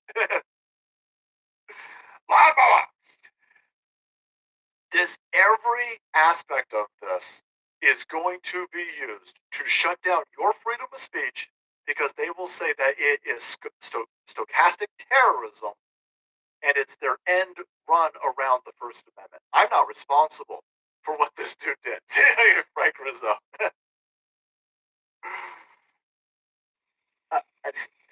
Liberty is dying. Anyway, it's so bad. He says that he was doing everybody a favor, that he broke into this house and that he tried to kill Nancy Pelosi. He tried to kill Paul, and his only regret was that he didn't kill more people. He didn't kill anybody. His only regret is that he didn't kill more of them. And then he says, hey, these people all have houses. These people all have addresses. They all have family members or loved ones. And he's saying, go kill them. Go kill them. That's David DePape saying that. That's David DePape or the person pretending to be David DePape or the fucking AI that the FBI's asshole is using to FedEx the rest of us. I want Nancy Pelosi in jail. I want Nancy Pelosi in a cell block, denied alcohol, denied Botox, denied hair dye, denied air conditioning. I want these criminals in fucking Gitmo. Gitmo. And then on top of that, I'm all about building around these fuckers. Parallel. Build up around them and keep them the hell out. Next, I want to move into building parallel everything and building out some sort of payment structure where we can tell the IRS to eat our balls. We're going to start doing transactions, motherfucking bottle caps. Come tax my bottle caps, fuckers! You're going to need some more agents. This is a trap. This is a total trap. And again, they are now moving the goalpost. They are now moving the narrative. They are moving the talking points to see lols. Lols, Brian. Thanks, brother. See, it wasn't a gay grinder date gone wrong. See, they weren't hammer fucking each other in the buttholes. They weren't engaging in ball penis hammers. Okay, all right. That's fine. That's fine. How did he break out that back window? $6 million mansion. $6 million mansion? It ain't got no motherfucking security? So you're telling me that the House Speaker's mansion ain't got no security then, right? So that's what we're talking about here. See, they don't want to talk about that. They don't want to talk about the COVID-19 shots. They don't want to talk about the mandated shots for NFL ball players. They don't want to talk about the forced inoculation of experimental concoctions. They don't want to talk about that. They want to talk about clones. They don't want to talk about the fact that the person 2 heartbeats away from the president they got no security. That's what they're saying. I'm telling you right now, they got security. They got a lot of security. So I need to know how this dude broke that window out and no police were alerted. I need to know how this dude I need to know how a mentally unhinged lunatic who's clearly insane somehow was able to MI6 his way in to a fucking mansion of the person who's 2 heartbeats away from the president. How? You're going to need to explain that. They don't want to explain that. That's going to bring up a lot of questions. They just want. It's not gay. It's not a gay grinding day. It's not a gay grinding day. It has nothing to do with a fudge hammer. Okay. Let's say it doesn't. Okay. Again, I don't give a shit whether it does or whether it doesn't. There's lots of questions going on over here, but they need to bring it. They need to bring it to that one point of it wasn't a gay grinder day. I don't know if there's any proof. This video is all over the place. It's approaching 250,000 views just on this one right here, Jason. That's what I'm trying to get out there. I'm trying to say, I don't know. I have no idea. For the illegitimate lizard people in the FBI as ASO, it doesn't matter if that's David DePape or somebody else who's not David DePape. They want people who don't like Nancy Pelosi. They want to trick you into saying, yeah. I don't even want to say what they want to trick you to say. I have to be extraordinarily careful. They are trying to FedEx you. They are trying to trap you. They're trying to get you to say shit. And even if you just say it on the inner zones, even if you just type it out, they are looking for that so they can then find those tweets, so they can then find those posts, and then they can arrest you, and then they can say, see, look at this right-wing conspiracy to kill Nancy Pelosi. We've arrested all of these people. Now, you're in a tilted world. This is the assault on your brain. This is the attack on your mind, because you sit there, you watch all of these people on the left-hand side. You'll watch Madonna. You'll watch that fucking goofball from the Pirates movies. You will see people like Snoop Dogg. They're constantly threatening and pretending to kill Donald Trump. These are people. These are people who've got 20+ million followers on Instagram, and they're talking about killing President Trump. And you're sitting there going, well, if they could say it, so I could clearly make a joke about Nancy Pelosi, or I could make a joke about Adam. No, you can't. No, you can't. That shit's a trap. They're trying to induce you into saying those things so that they can arrest you, and then they arrest you over this fucking nonsense. And they know it's nonsense. They don't care. But then they arrest. They go, well, we've arrested 15 people for threatening to kill AOC. This is too high. Rent and the attacks on AOC are too high. And this is why we gotta get rid of the First Amendment. This is why we gotta get rid of the First Amendment. Her face is slide off. Nancy Pelosi without alcohol, adrenochrome, or Botox, her face is gonna fall right off in about 20 minutes. She's gonna be making toilet wine. That's good. It's all a trap. It's all a trap. They are trying to trick people on our side. They want to arrest you, even over jokes, memes. They want to arrest you over just making snide comments. They're trying to do this to you. So I'm just warning everybody. Everyone's like, oh, why are you tiptoeing around this? Because I know they put my motherfucking face in January 6th committee. They tried to arrest me. I mean, this is insane. They're trying to incite violence. They're completely illegitimate. They know exactly what they're doing. They know exactly what. We've got thousands of hours of content on this channel where I'm telling everybody. They're trying to trick you into violence. They will whip up a goof up. They always go for mentally ill people. But this is a grinder day gone wrong, or it's a Nancy Pelosi hit on her husband. They always get mentally ill people. The mentally ill are always the patsies in this. They trick the mentally ill into burning down the Reichstag. There's plenty of ways to fight these people. This is a grand game of chess. You just got to watch out for the clear traps that they're setting up. And the clear traps that they're setting up are all of the things that they're laying all of this foundational talking points upon. They keep calling you terrorists. They keep telling everybody that you're threatening AOC. They keep telling everybody that you're threatening to kill members of Congress. They keep telling you this. And so if they can't induce somebody from the community to do it, well, then they'll manufacture it. It's a trap. It's a tarp. And this entire minute and 41 seconds, he's hit every talking point. Patriots, patriots, patriots. He'll invoke Thomas Jefferson or Thomas Paine, I can't remember who said, the tree of liberty needs to be watered. with the blood of tyrants and patriots every now and then. They invoke all of it. Thanks so much for Fallout. Then watch the fucking name really checks out. I take my caps. Got some of that Nuka-Cola in me. So, every single point of this right here screams Fed, screams trap, and it screams narrative changer. They're moving the talking point over to the window. They don't want you to ask questions. Why did Paul Pelosi care so much about what branch of police? He's been taken hostage. He's been taken hostage by the world's worst hostage taker. The dude's sitting there. Paul Pelosi's on the phone to 911 dispatch. This fucking goofball's right next to him. Dispatch goes, well, what's the guy's name? Paul goes, well, I don't know his name. David DePap. Lacey goes, I'm David DePap. David DePap, homeless transient from Berkeley. I smell like piss. Would you like to buy some hemp jewelry, dispatcher? The fucking dude knows that he's on the phone to 911.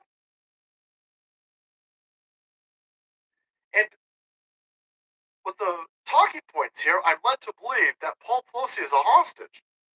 Okay, well, the second the fucking police get there, Paul Pelosi's got enough time to run into his kitchen, but not to run out the front door.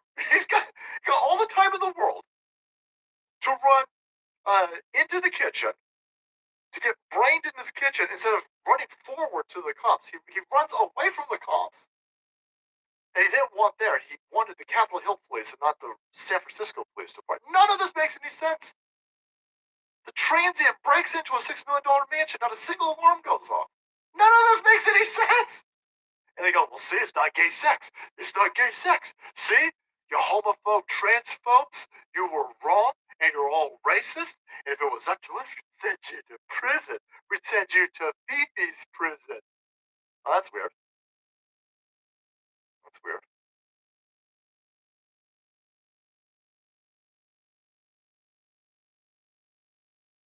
Got a copyright claim for a video that's not even up yet. That's interesting. So you've got all of these people who are now saying, how dare you? Can't call from jail without authorization and an account set up to the jail third-party phone vendor. You damn sure can't arbitrarily call an FA news outlet. Bert over here seems to be intimately aware of the phone regulations inside a penitentiary. Bert, we will not hold that against you, right? You're an outstanding member of society joining us. You've been a long-time listener, so we know that you ain't up to no fucking shenanigans. You're waiting. Usually, don't ask me how I know this, but usually when you're calling from a penitentiary, every few seconds you go, this is Colorado State Penitentiary.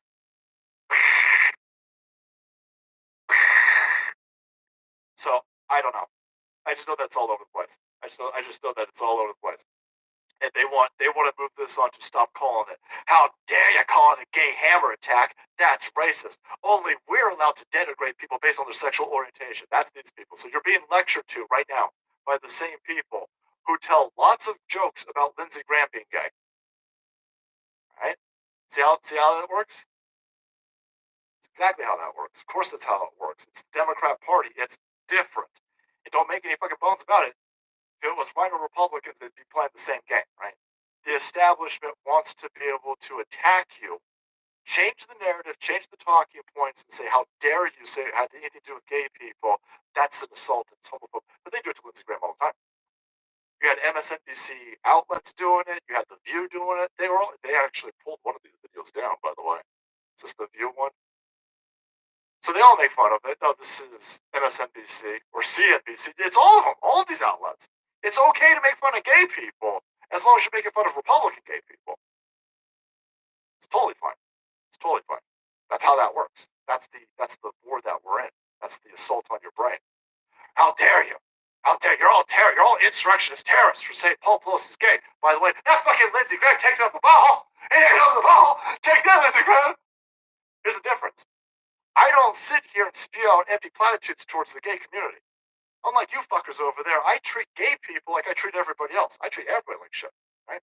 Everybody's going to get a ladle of shit.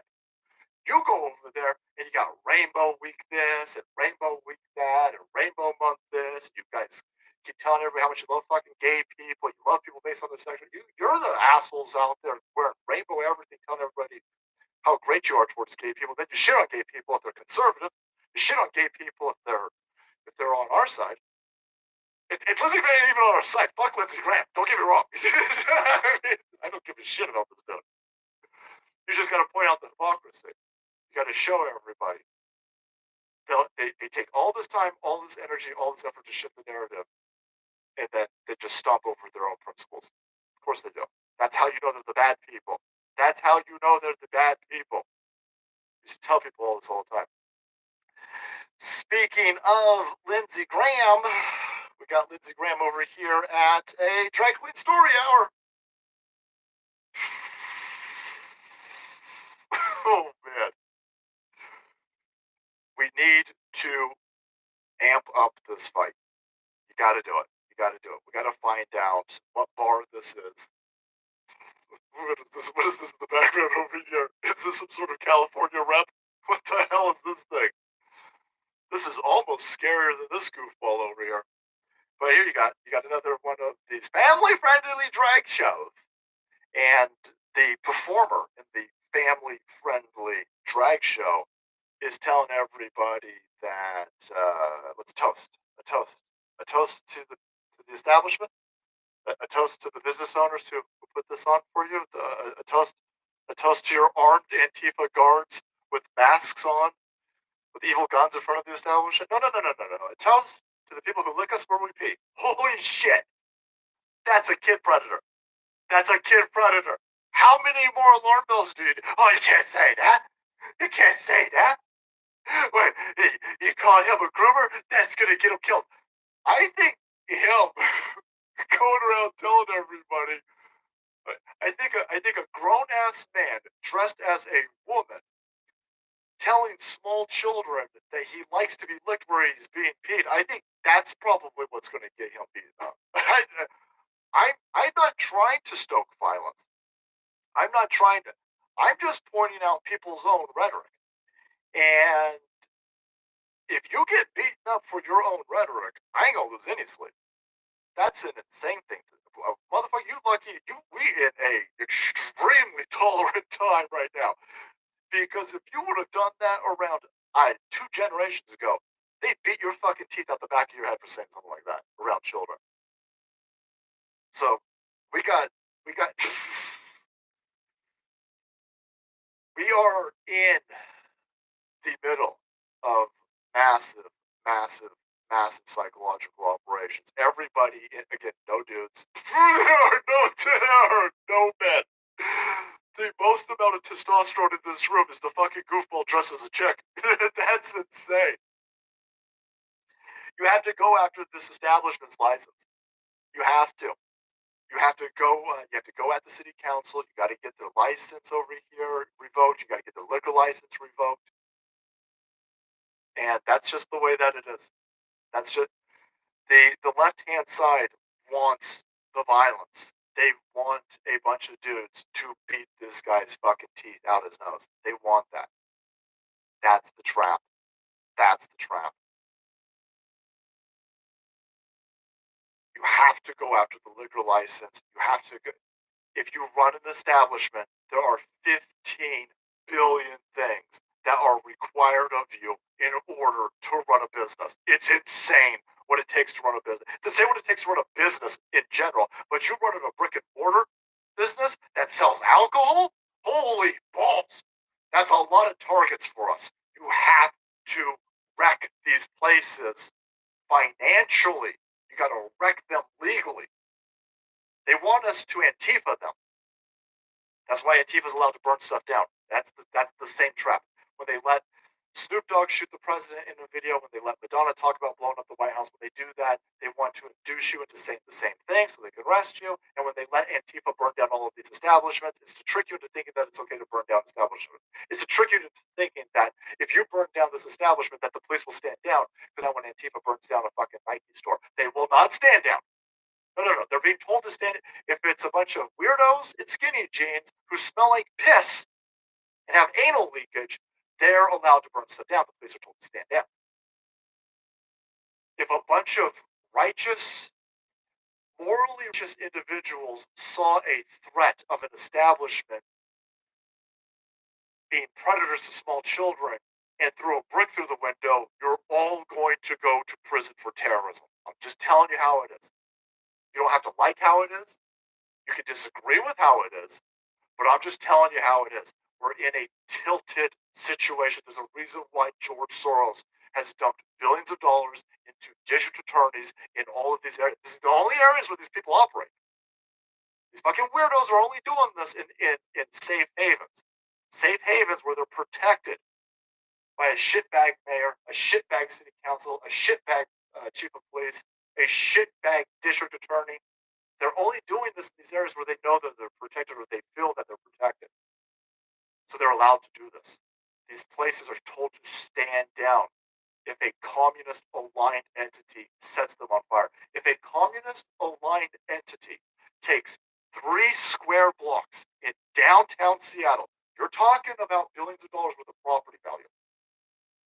They set it on fire and they kill black people in there during Black Lives Matter riots. They will turn a blind eye to that. A bunch of dads who see an establishment preying on small children and they throw a fucking brick through the window, those people will go to prison for the rest of their life.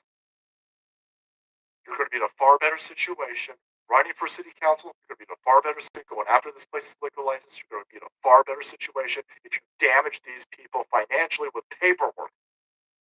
It's going to take longer, and it's not going to feel as good. But that's the best way to do this. These people are losing support. This fucking weirdo got on stage and told everybody that he likes to be licked where he pisses, and it's in front of small kids. That's not the stunning and brave ice skate from Finland. No, Bear. But that's the video I'm going to put up after this. So if you're over on YouTube and you want the videos first, you got to head over to Rumble. But yeah, you know we'll be talking about that. That video's got like 15 million views of transgendered ice skater at the ice skating championships. It's insane. Falls down. The dude biffs it in the first 30 seconds. It's insane. Insane. It's an assault on your reality. And this is just more of it. More of it from these people. Yep, that was funny. Maybe I trained in law enforcement. He's not in a penitentiary. He's in a county jail in Orange County, California. You don't get transferred to the DOC until convicted. Thanks, Bern. Bern, thanks, brother. Oh man, how's the Harry Nipples riots working out for the rhinos? They didn't really burn that much stuff down over that tirade. They broke into a GameStop and some other place, but they didn't really do a whole lot of burning down. I guess Georgia isn't completely full of Antifa-leaning officials yet. But this is the attack that you're seeing playing out. The war is clearly, they're trying to agitate you. For the left-hand side, they're trying to induce them into fear. They're trying to get them to make real bad decisions, especially medical decisions, where you're injecting yourself over and over and over again with experimental concoctions. That's all based on fear. For us, they're trying to get you to be angry. They're trying to get you to act out of anger. They want you to have very limited thinking. They want your scope of thought to be shortened because of anger. And then that plays into all of their narrative building that they've been laying this foundation for, and then they close the trap up on us. You can see what's going on. And if that don't work, if this runs out too long for them, because we keep going in this direction, they lose, by the way. They lose.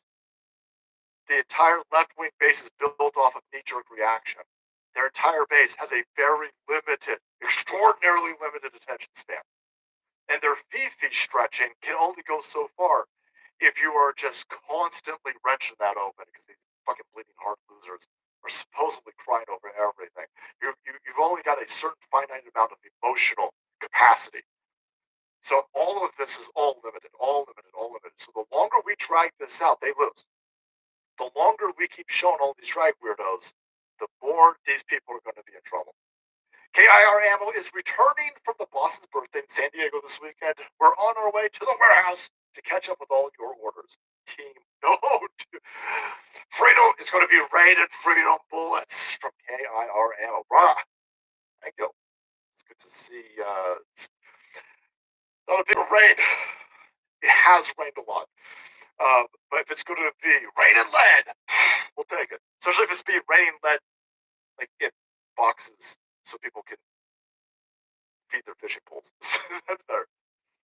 Seems like the majority of family-friendly drag shows are happening in Texas. I have to imagine these are the bluest areas of Texas. The other thing that we need to do is we've got to really get rid of. You should not be able to open carry with all of your identifying features covered. There's no way. Maybe I'm wrong, but every time I looked into getting a concealed carry permit, you couldn't wear a mask. Now with COVID, all those rules get thrown out, and we're in a medical emergency. So, well, we're not in a medical emergency anymore. There is no way you should be able to be wearing a full ski mask and just be walking down the street with a gun. The only people doing that are criminals. If you're going to open carry and you're doing it legally, you're not going to be fearing having your face covered. So they've got all of these Antifa people who should be arrested immediately, and they need to have their guns taken away and sold to us. Oh man, there's a drive-through beer store. Best job I ever had. Good thing I have a plow truck for the winter. Nice, really. Drive-through beer store. What state is this? Wow. Paul Pelosi's sitting there going, whoa.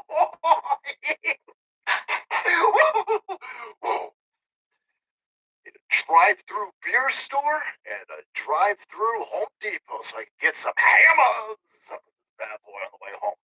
No, Paul. No, Paul. Bad Paul. Bad. As you get more popular, are you expecting to be silenced or pressured to censor yourself? Seems like once you get to a certain point in popularity, you get canceled, censored, or silenced, worried about you. Extreme Diesel. Well,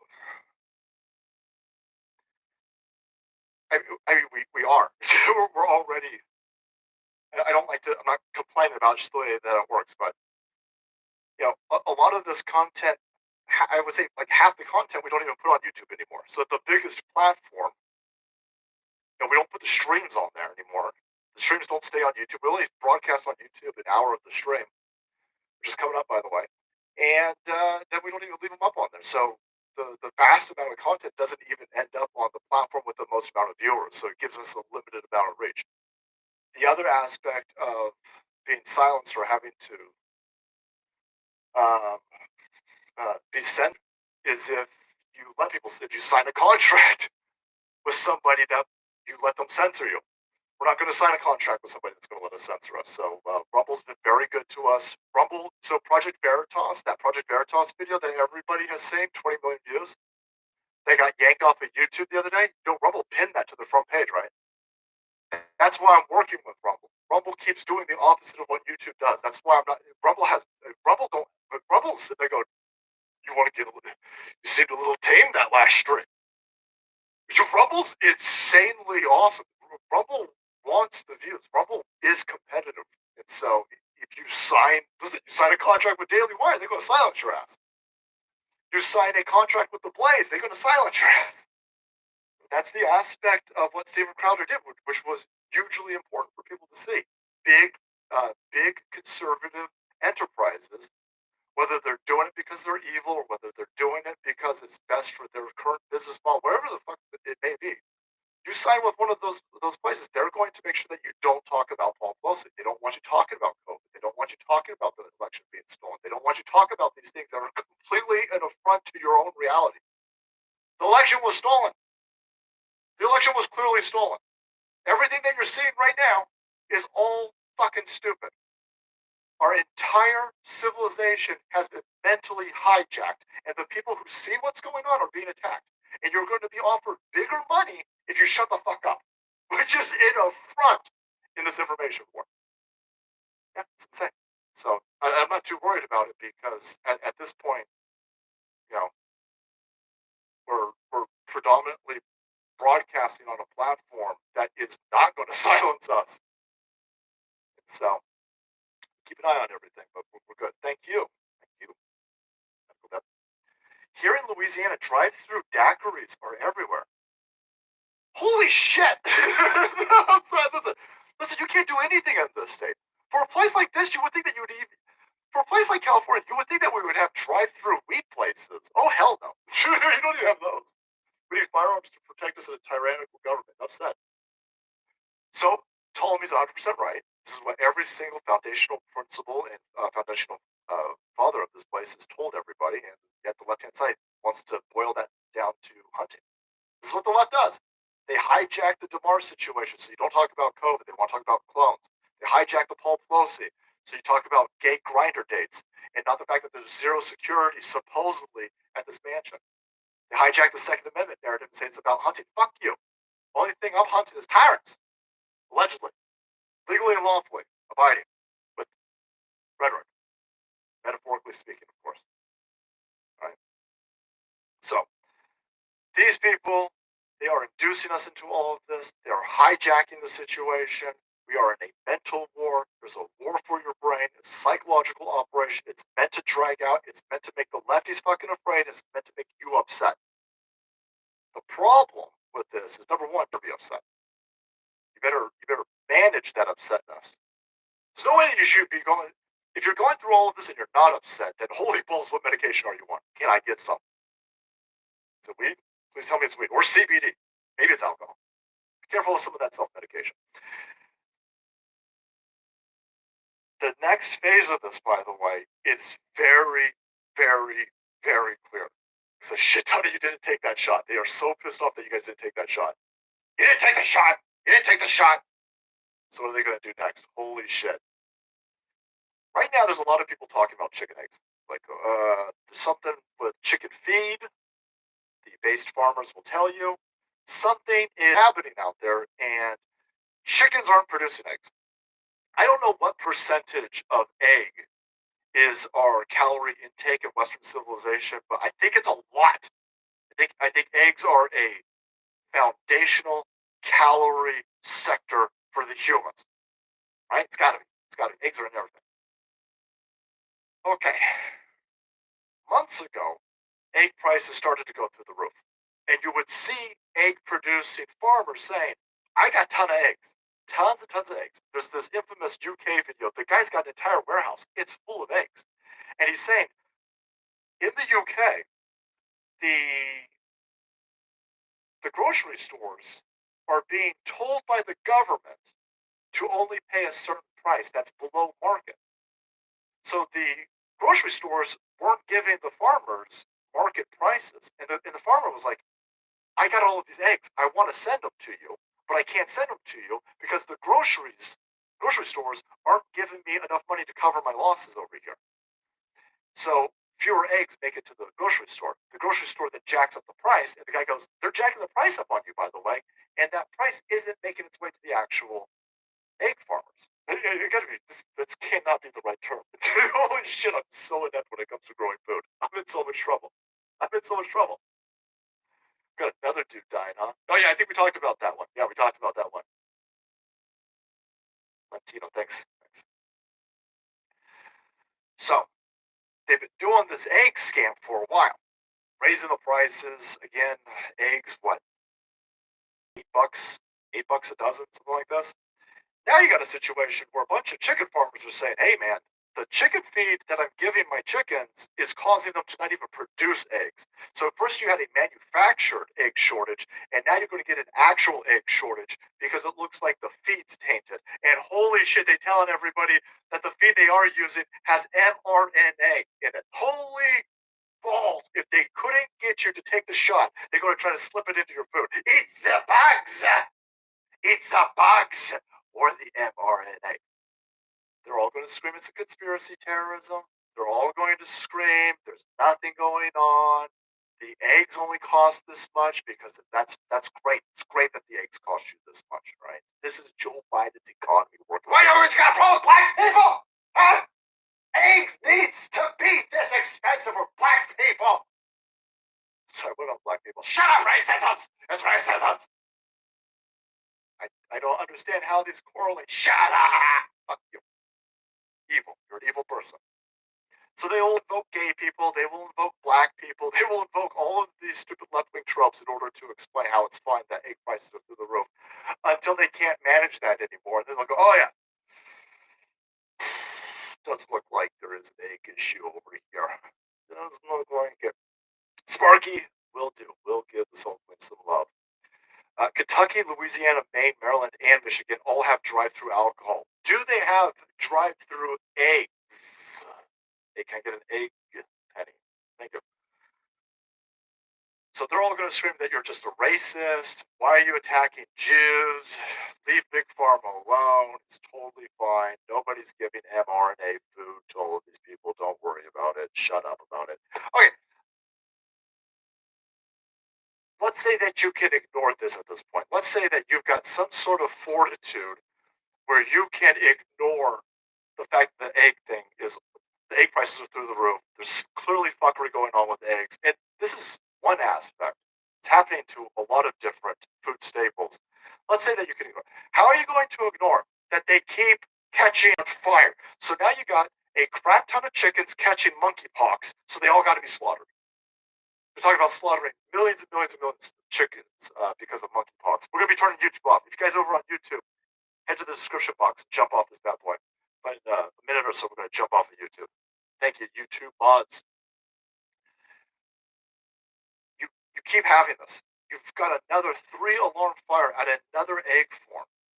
They got thousands and thousands and thousands of chickens over here. You can see the smoke for miles. This keeps happening. Egggate, Kaiser Cube. They're doing this on purpose. They're doing this on purpose. Yep, egg production plant caught on fire. They keep catching on fire. They keep catching on fire. You got to get food secure. I'm not trying to frighten anybody. I'm not trying to scare anybody.